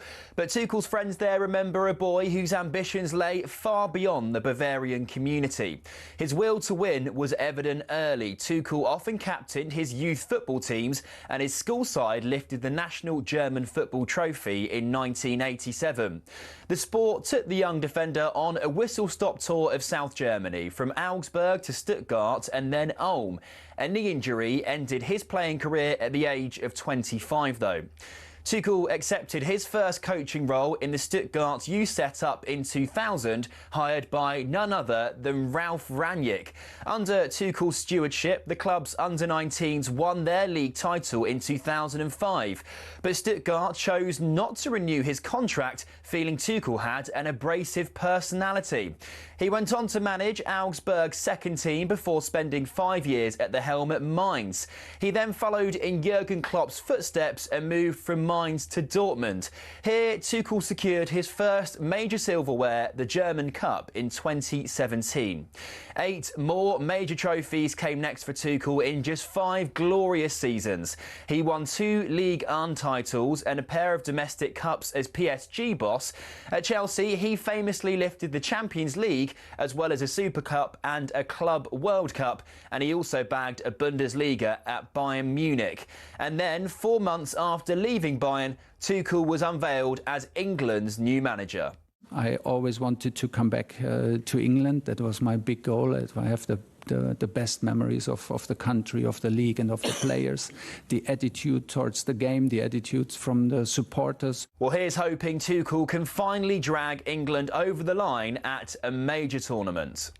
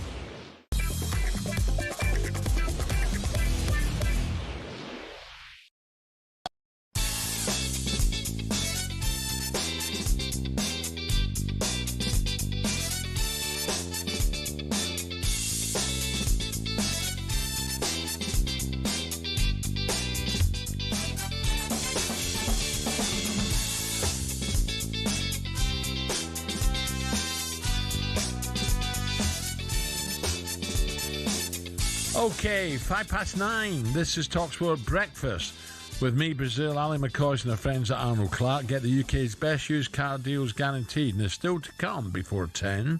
Find out whether the music legend and big Celtic Scotland fan Sir Rod is still feeling sorry for Rangers, with Hoops now struggling just as much.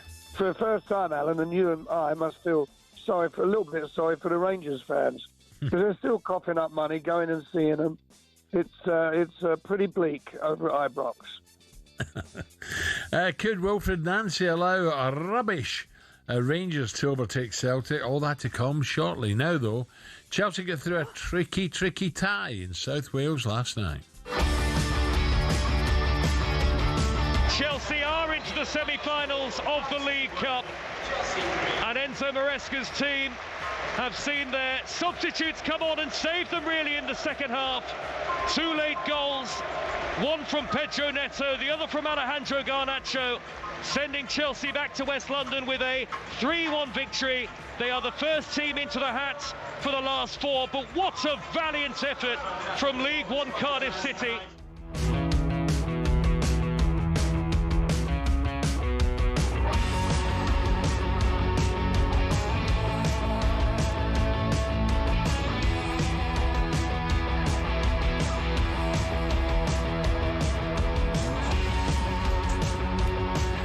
It finished then. John is live in the studio. Celebrity chef. I like what he's brought in as well. Not half. A big Chelsea fan. The fantastic Aldo Zilli. Buongiorno. Buongiorno. How are you, my friend? Great to see you. Ray of sunshine in the studio. It's So Aldo, beautiful. You've been travelling and you're in Scotland a lot. Yeah. Yes, the Scottish Awards, the Scottish Italian Awards started 12 years ago, and every year it gets bigger, better. Amazingly. And now we started the Fish and Chip Awards. Aldo, I'm going to tell you a story. I think I might have told you this. The Unique used to be the best thing. Wait till you hear this. When Graham Souness came over, we used to go a training facility in up in Tuscany called Il Choco. I've been there. Beautiful. Up in the hills. Pre-season. Fantastic. Right, that's the true story. So we're doing a pre-season training. And myself, one of the young lads, wee boy called Ian Durant, we thought, we'll nip out, we'll get the bikes, we'll nip out for a beer one night. So we cycle all the way down to the mountain into a town called Barga. Right. Right? Yeah. And do you know something, Aldo? They have it's full of Scots. It's absolutely full of Scots, and they have a fish and chip festival every year in Barga. And why not? Exactly. Why not? It's wonderful. It's great. I love Scotland, by the way. I mean, I had to go all over Scotland to find the best Italian chef this year. Yeah. And I travelled. Ah, man. Where You did got you go more to? Italians up there than Rome. We have.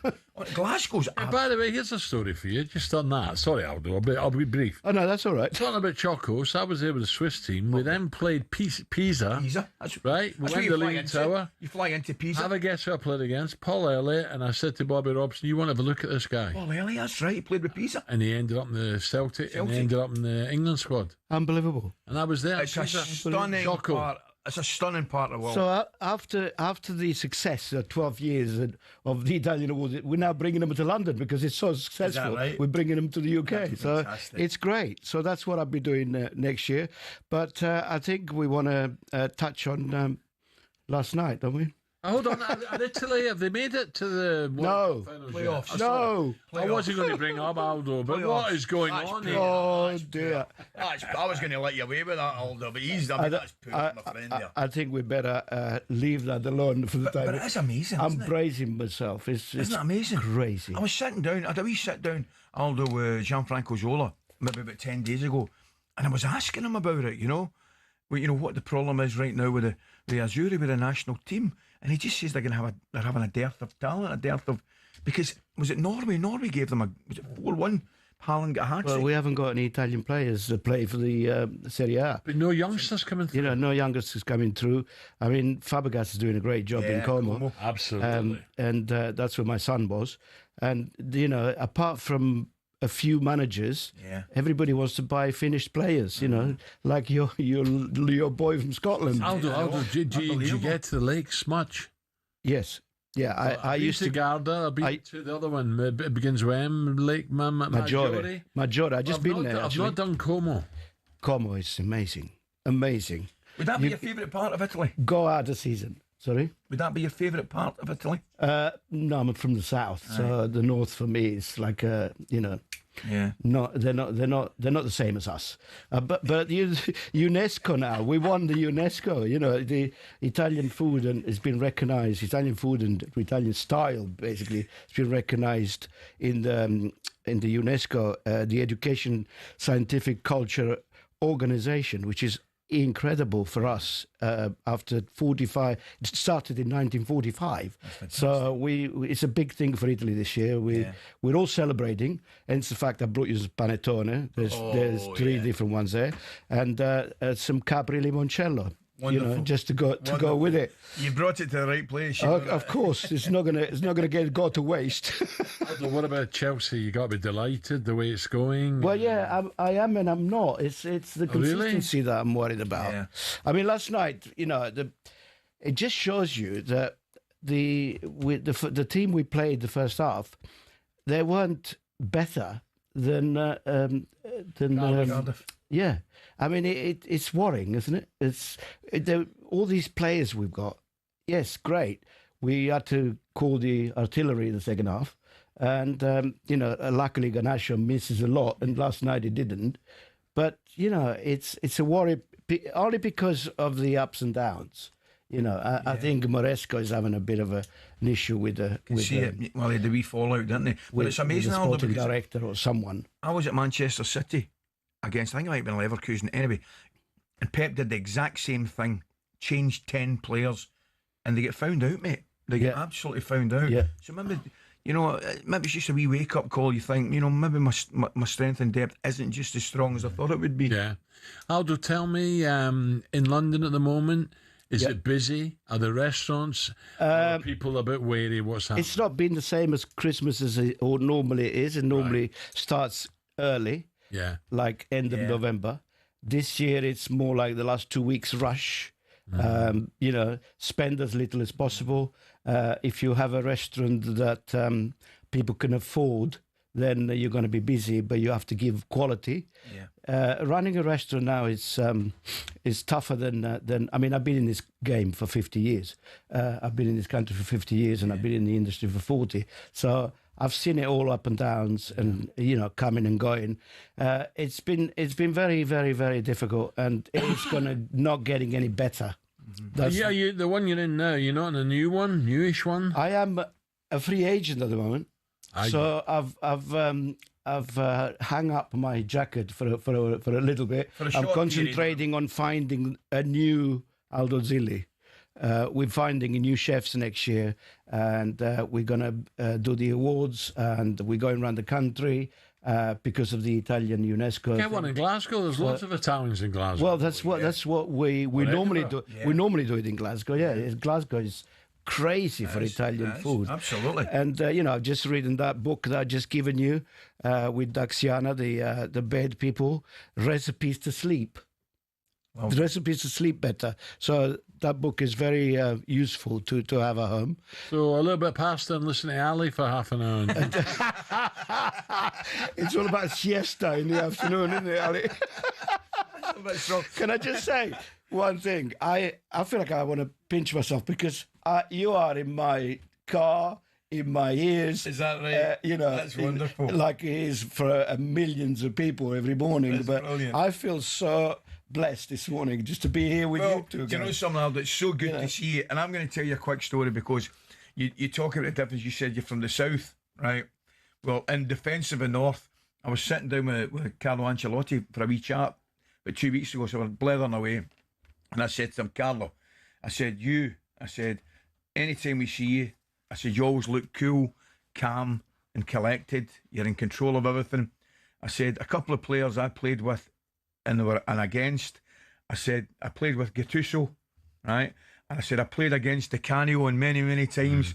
And I said, to be brutally honest, they're the complete opposite from you, right? And he looked at me and he said, they're from the south. So that's exactly right. So there's definitely a north-south divide, Very good. It's just like west of Glasgow to east of Glasgow. Or south. I don't know, actually. I don't know if this is the same up there. Yeah. South of Glasgow's the best. But it's similar to England, isn't it? Surely. It's not. Manchester is not. Manchester's not Brighton, is it? But. Aldo, I've got Sir Rod Stewart waiting. Aldo. You haven't. I have. He's coming on. He's not. He get tucked into that as well. Panettone and lemon. He's not coming in. No, he's not coming in. No, I was going to say that. Otherwise, I would wait all day. No, he's coming live from the Beverley, Wiltshire. Well, I was going to come live from Casazilli, but instead I got on the train and I thought... It's even better. We're lucky to get Jack Wilshere in here. He's coming live from the Beverley, Wiltshire. Aldo, thank you. Grazie. Great to see you. Alan, Ali, what can I say? Rod, we're coming. Call me. Good man. It's great to see you. See you soon. Aldo Zilli, Chelsea. Thank you. Thank you, everyone. 9:16.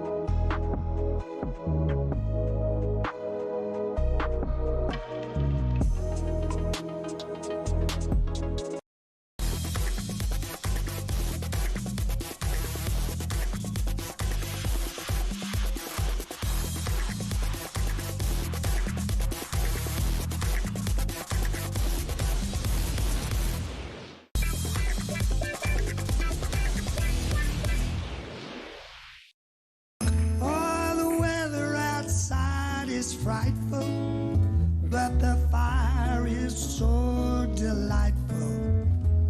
And since we've no place to go, let it snow, let it snow, let it snow. 9:21. This was a miserable start to life for Wilfred Nancy at Celtic. The first manager ever to lose the first two games in charge, but that became three in a row after defeat in the cup final to St Mirren. And by the way, well done, St Mirren, right? John is now one of the Hoop's most famous fans, also claimed he wanted Martin to stay, didn't we all? When he last joined us, good morning to rock legend Sir Rod Stewart. Rod, good morning. Good morning, Rod. How are you? Morning, Abu Dhabi calling. Oh, Abu Dhabi. Rod, what do we need for Christmas? Martin back. Yeah, mate, I'm sure everyone's tired of talking about it. Yes, I would love him back, but I don't think it's going to happen. We'd have to pay Nancy off, and I don't think that's going to happen either. So what I don't understand, lads, is why he didn't come in and continue the way that Martin O'Neill was playing. You know, against Hearts, we had three at the back, and every three of them was a left-footed player. Mm-hmm. You know, I'm raging. I'm raging.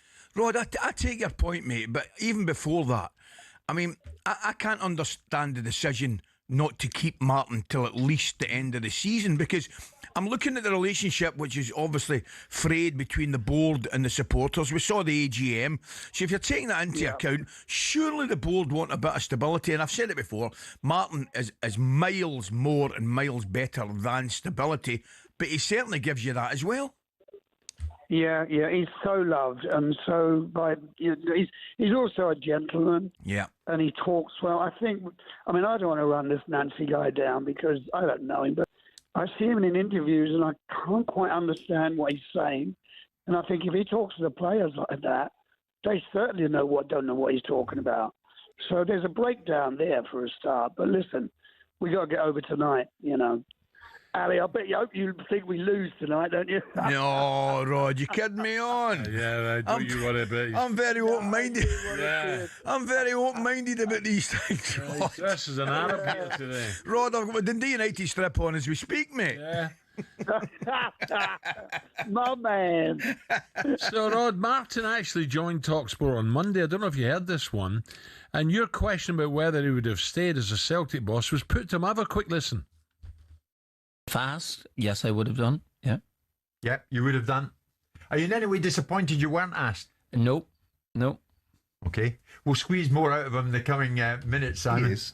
You think he is? Of course he is. No, I'm not. There you go. Martin would have stayed, Rod. Yeah, So this baffles me. I think he was being very diplomatic, to be honest with you. He'd have bitten our hands off to have gotten that job. He really would have. It's too late now, guys.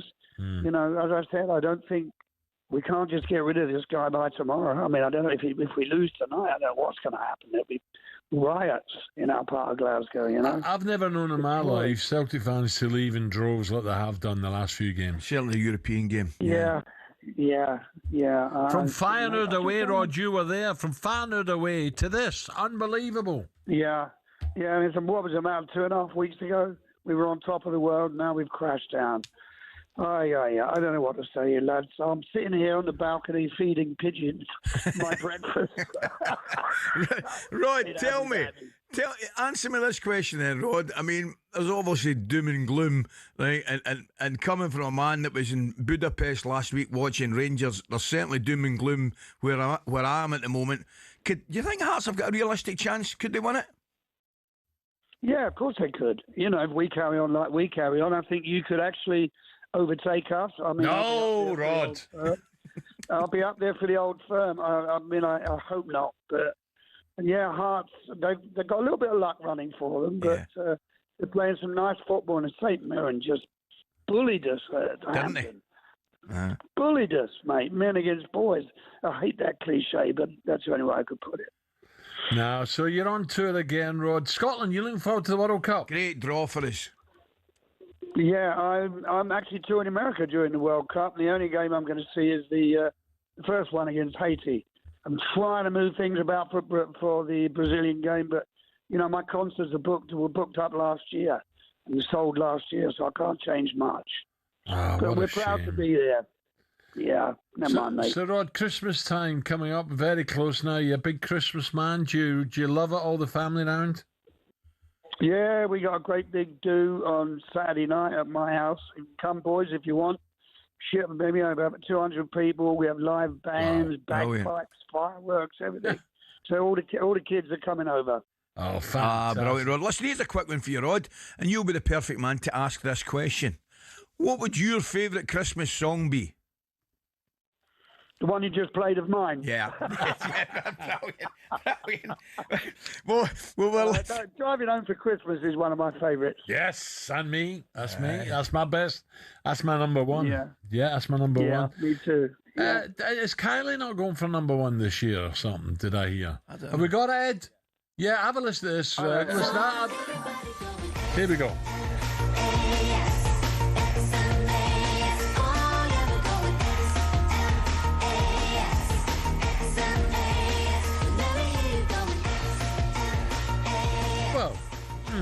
Number one. What's all that about? Yeah, I think it's a poor poor entry list this year. Sorry, Kylie. Rod, I've got to say to you, mate, I don't think you can see Big Alan's face. I'm not sure Kylie's met with a lot of approval here in the studio, mate. No, listen, I don't care whether she gets to number one. I'm more worried about my football team, to be honest with you. What about Christmas Day, mate? Does Penny allow you in the kitchen? See, I'm banned for the kitchen. I'm not sure about Big Al, but I'm not allowed in the kitchen. What about you? We have a really great chef. So Brilliant. she goes in there and she organises it. I stay out of it. My lovely wife organises my whole life, from one day to another. Bless her. I don't know what I'd do without her. See, and I haven't seen her for 3 weeks. I go home tomorrow. Is she not sick of you jumping in that jet up to Glasgow all the time? No, she loves it. She loves it. She wants to come up, but all the boys, all my sons, they go, "No, it's the boys' day out, Dad." Brilliant. So she's not allowed. We had a great time in Glasgow, Rod. Last time I was with you, went to the Italian, and you had your Wolfie whiskey opening, didn't you? That's right. And then we got the result at Hampden. We went back to the Irish pub. You sang Maggie May. Yeah. What a night! What a day that was! Well, let's hope we can have those days again. Are you going up for the Old Firm game, January the 3rd? I've no plans, to be honest, at the moment. I'm off that week, so perhaps I might. It's about time I had a little trip over. If you go up, I can give you a lift home on my plane. So top man. Okay, because I'm going out there with the boys to play golf for the new year. Oh, brilliant! Where are you going, Glen Eagles? Glen Eagles again, yeah. It was Beautiful. the best Magic. 3 years ever. Fabulous up there. Beautiful. Fabulous. Yeah, the old Cockney Scotsman. It's brilliant up You there. walk in the door, that fire on the left, just sitting there with a book all day. Beautiful. Rod, Alan had his golf day up there. Alan had his golf day up there a few months ago, and it was one of the best, wasn't it? Yeah, brilliant. Oh, yeah, absolutely beautiful. Yeah, because Strachan came up with us last time we were there and took the boys round. Brilliant. Really good. Oh, I wish I played a bit of golf, but it's too late now. My back and knees will give out. I don't know about that. Rod, listen, enjoy Abu Dhabi. I'll be in touch. Thank you. Have a lovely very Christmas, much. mate. God All the bless. best. Thank you. Yeah, cheers, boys. Merry Christmas. Bye. Merry Christmas, mate. Thanks for coming on. There you go. So That's some travelling, eh? Oh no, he's unbelievable. He's a workaholic. Unbelievable. It's brilliant. I mean, talking to Aldo there, same thing. It's just a real desire to get out your bed in the morning, work and graft. It's great, isn't it? There you go. You get an invite. That's great. Saturday. And I've got an invite to the Old Firm game. Aye. I just noticed you looked as though you're running a wee bit scared there. You weren't very committal about the Old Firm game. What do you mean? You just looked, Rod, I'm not sure, kind of thing. I didn't say I'm not sure. I said I was free that week. Oh, no, listen, he's fantastic. We'll have a bit of Rod as well before we finish at 10. Right, coming up, 9:30 on talkSPORT.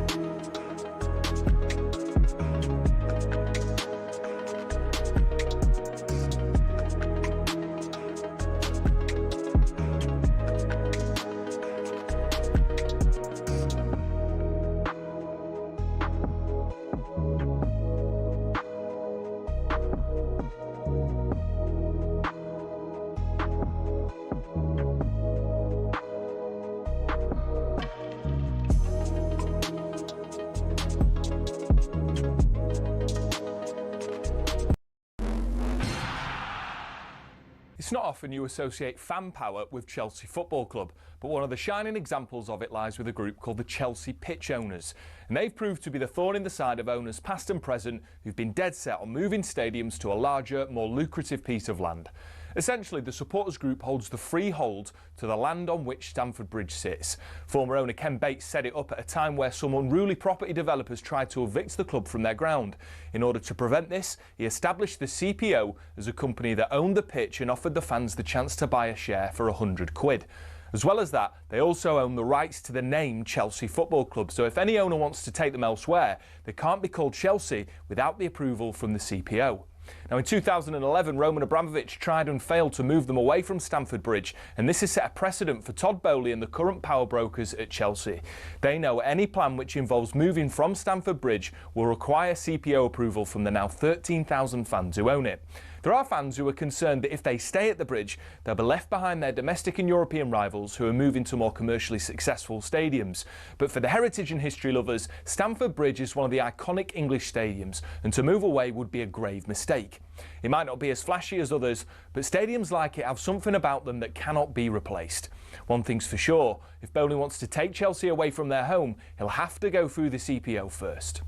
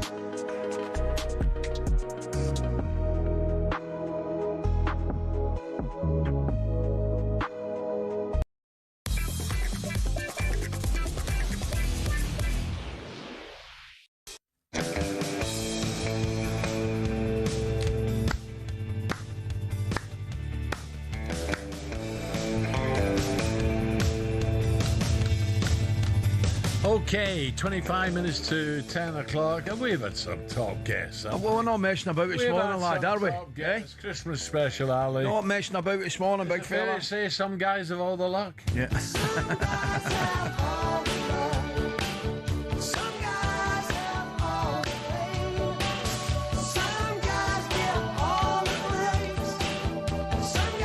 They do nothing but complain. Brilliant. Abu Dhabi, you like a bit of Abu Dhabi. I've done Dubai, but not Abu Dhabi. I've been to Abu Dhabi. I've only been to Abu Dhabi once. Yeah? Been to Dubai a few times. Abu Dhabi's Where's nice. that freebie you get? Where's that? I'm not sure, actually, you're talking about. Yeah, you do. Look at me face. Right, talkSPORT Breakfast with Arnold Clark app. Everything for your car. All in one place. Download today. Right, news this morning. Start of PSG's Champions League winning side. Dembele's followed up his Ballon d'Or by scooping up the FIFA's Best Men's Player Award last night in Qatar. What about that? By the way, when he's on song, he's some player, Dembele. Oh, brilliant. And do you know something now? I think he's relishing in the fact that he's become he's relishing the responsibility.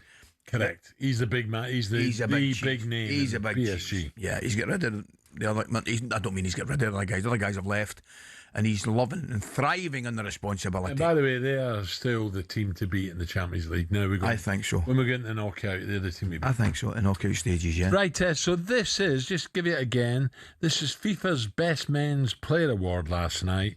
And I'd love to know who picked it, but anyway, there you go.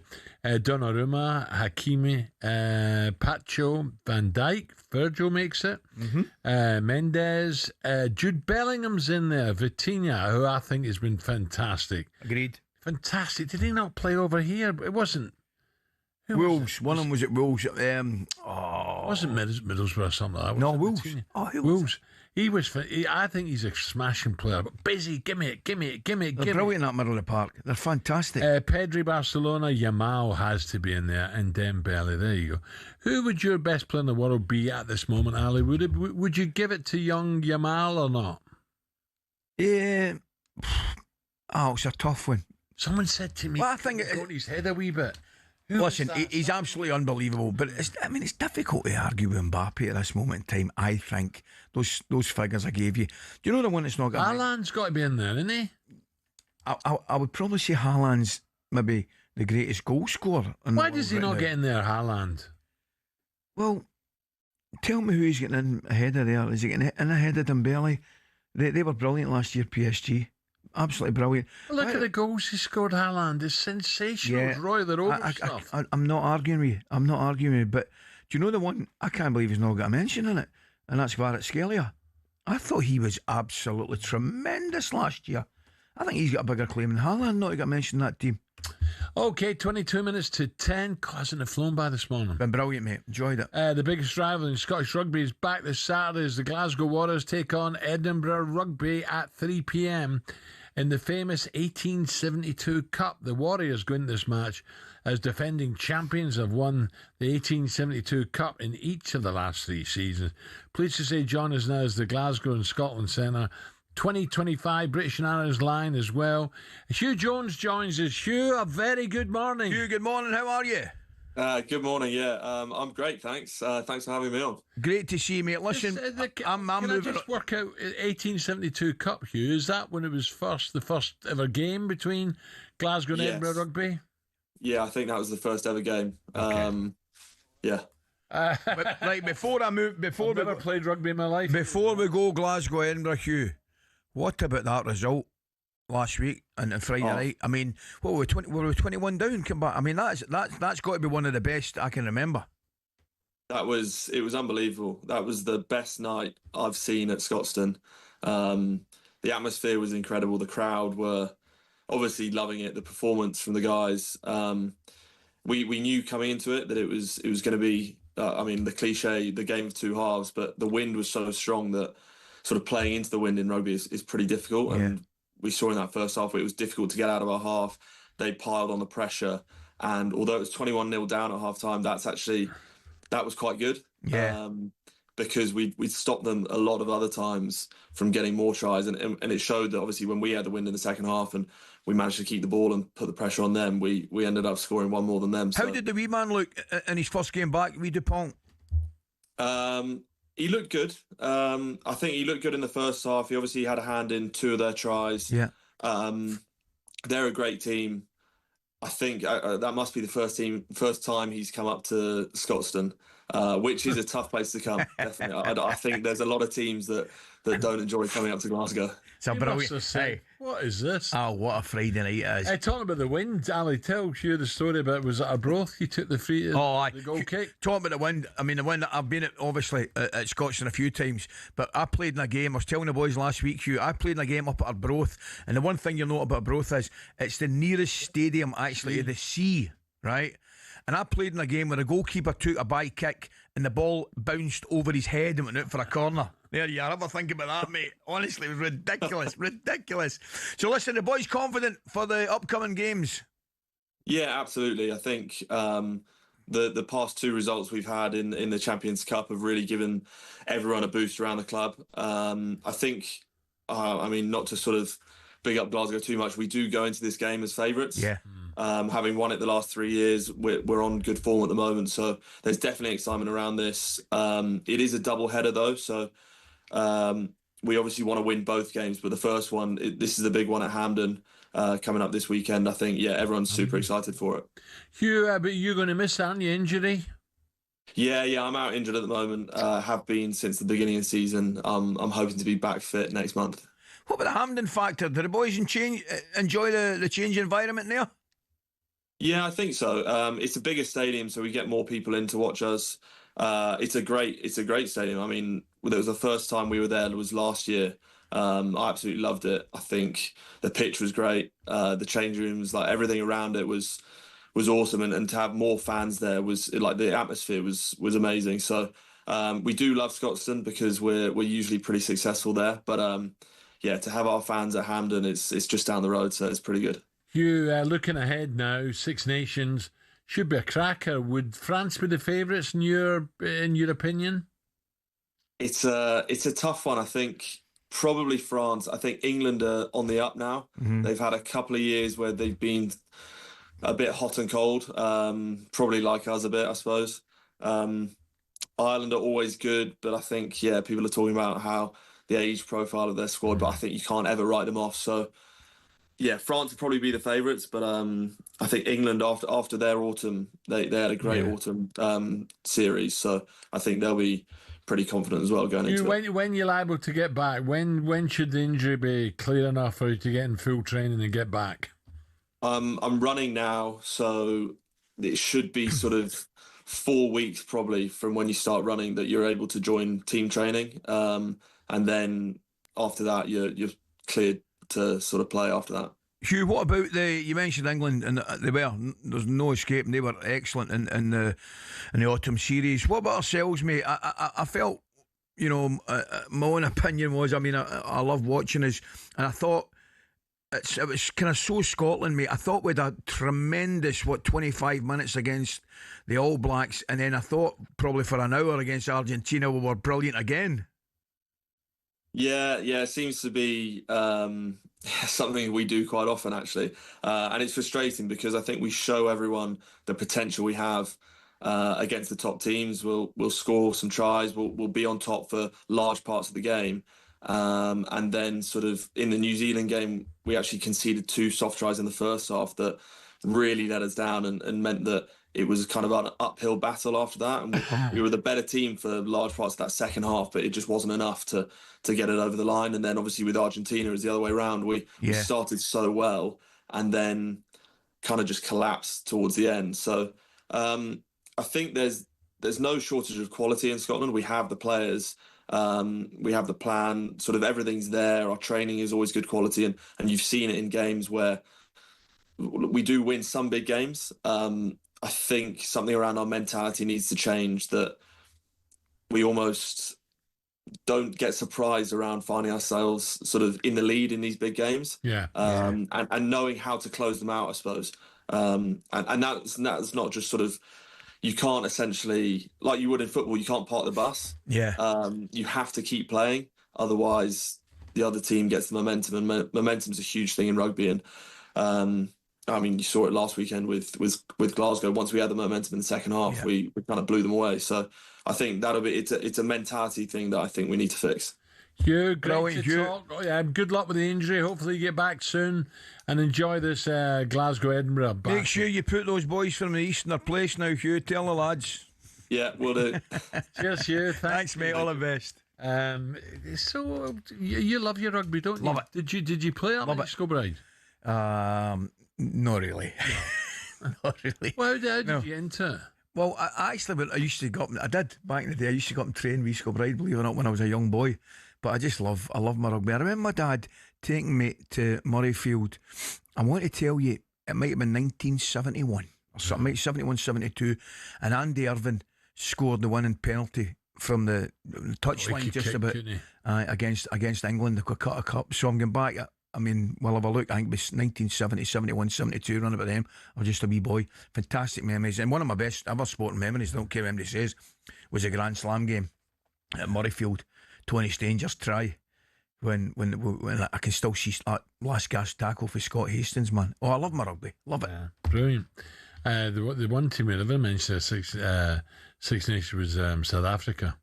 In terms of who's the best in the world, don't they? Aye. South Africa. They won in France. South Africa, obviously. They're back. They're just every year they seem to be just solid, isn't they? Solid. But I'm pleased DuPont's back for the Six Nations. Correct. He's great. Right, coming up 9:45, come out and bring you my definitive top 5 Christmas songs.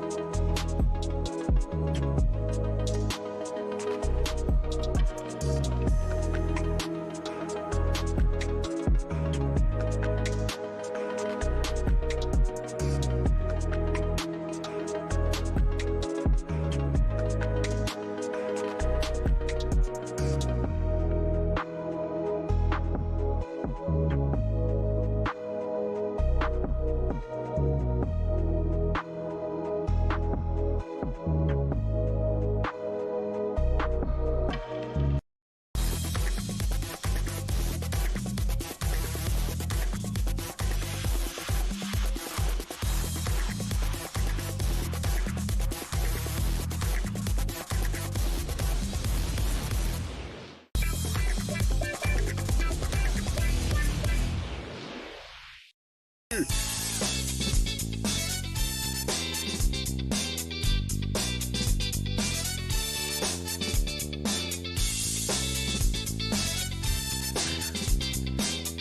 some show, pal, and enjoyed it, eh? Ooh, some good guess, eh? Yeah. Great guess. Right, here we go. 9:52.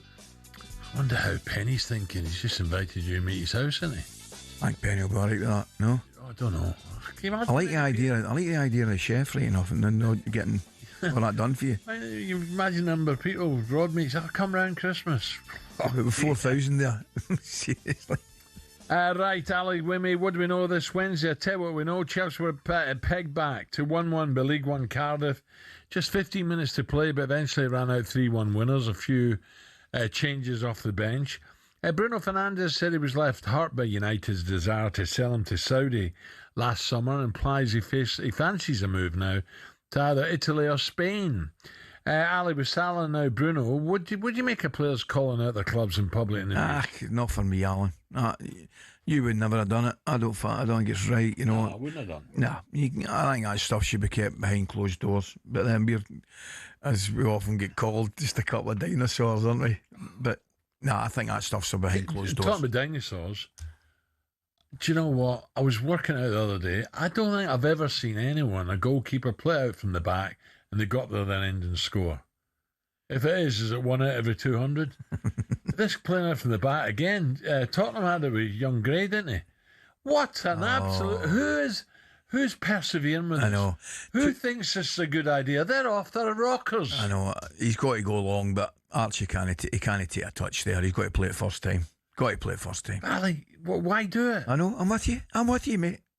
Right, you need to move on quick because I want to hear your songs. Your songs. Songs, right, okay. Right, I'm now an official DJ with my... Yes, honest to God. I've got you. Official DJ of a new legend show in Visby. Every Saturday night from 6 o'clock, don't forget. I thought it was only right to give my faithful talkSPORT listeners the definitive top 5 Christmas songs. Let's start with number 5. I believe in The Christmas. Beautiful. with excited eyes. Then I woke with a yawn in the first light of dawn, and I saw him and through his disguise. Greg Lake. Oh, mate, I'm ecstatic. It's in your top 5. I reckon we're similar, you know, our music. Right, let's. That's 5. Greg Lake of Emerson, Lake and Palmer fame. Yeah, brilliant. Absolutely, Yep. that's him. What about number 4?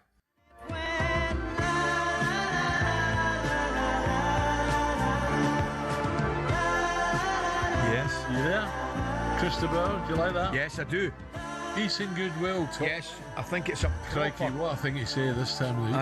I know. The way the world is at the moment. Have a listen to this. We could do a bit more of it, but you're right. Wonderful Christmas song. Okay, and number 3, here we go. So this is Christmas, Yeah. and what have you done? Another year over, What a song. new one just begun. Come on.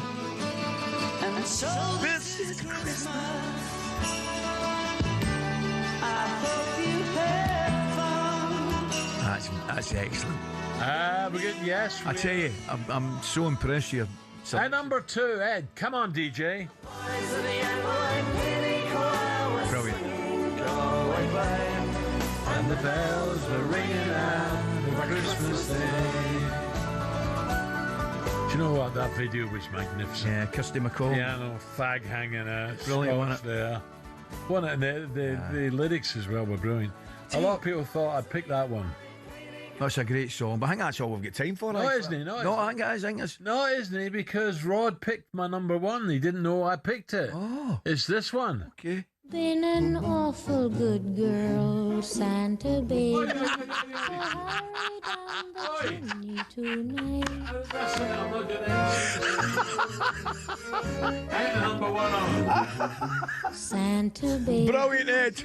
Carved them up a belter, mate, and that's how we're leaving it in Christmas. I want a bit of Chris. I'll wait up for you, Gabby's on his own tomorrow. I want Chris to get on. The boys have capped you up a nailer. Honestly, a couple of balloons in there. Yeah, I like that one. I don't mind that one. I'm not sure it'd be my number one. What do you mean you like that? I do, but I'm not sure it'd be my number one. No, you've not got any. I mean, I like your song, but you've not got any Slade. You've not got any Wizard. Do you know what I mean? You've got to get a place rocking. Raise a big roaring fire with a little glass. But you've got to mix up. No, I take your point. Greg Lake gives you a bit of that. But you've got one for the kids. Wish it could be Christmas every day and they get the kids dancing about. No? And it's been so long. Come on, Ed. Go on, Ed, lad. Drive. Is that what you do? Do you like the Christmas Eve, for example? Do you sit? No, I'm shopping. Do you sit down and with Jill and roast your chestnuts? No. What? They've been roasted lately, by the way. Don't worry about that. Oh, what's your favourite number one, Ali? I'm sticking with Roy Wood and Wizard. Yeah. I wish it could be Christmas every day. Although I do like Noddy Holder, Slade, and Greg Lake. Pogue's a great song, brilliant song. There's so many classics. That's mine, mate. So I won't see you till Christmas now, will I? I was just going to say, I don't think so, do we? No. So have a wonderful time, pal. Well, don't enjoy the football tonight, and we'll speak over. I've no doubt we'll speak tonight, probably. No, you're not. My phone's going off tonight. Wilfred, sort it out. Listen, brilliant. I'm off to a little bit of Virgin now. Back tomorrow with Gabby. Does Gabby know when Christmas is? No. All right, so Gabby tomorrow from 6 o'clock, and then Party Parlour. God, he wants to go out Friday as well. Oh dear. It's 2 minutes to 10. Jim and Simon coming next. Thank you. See you soon.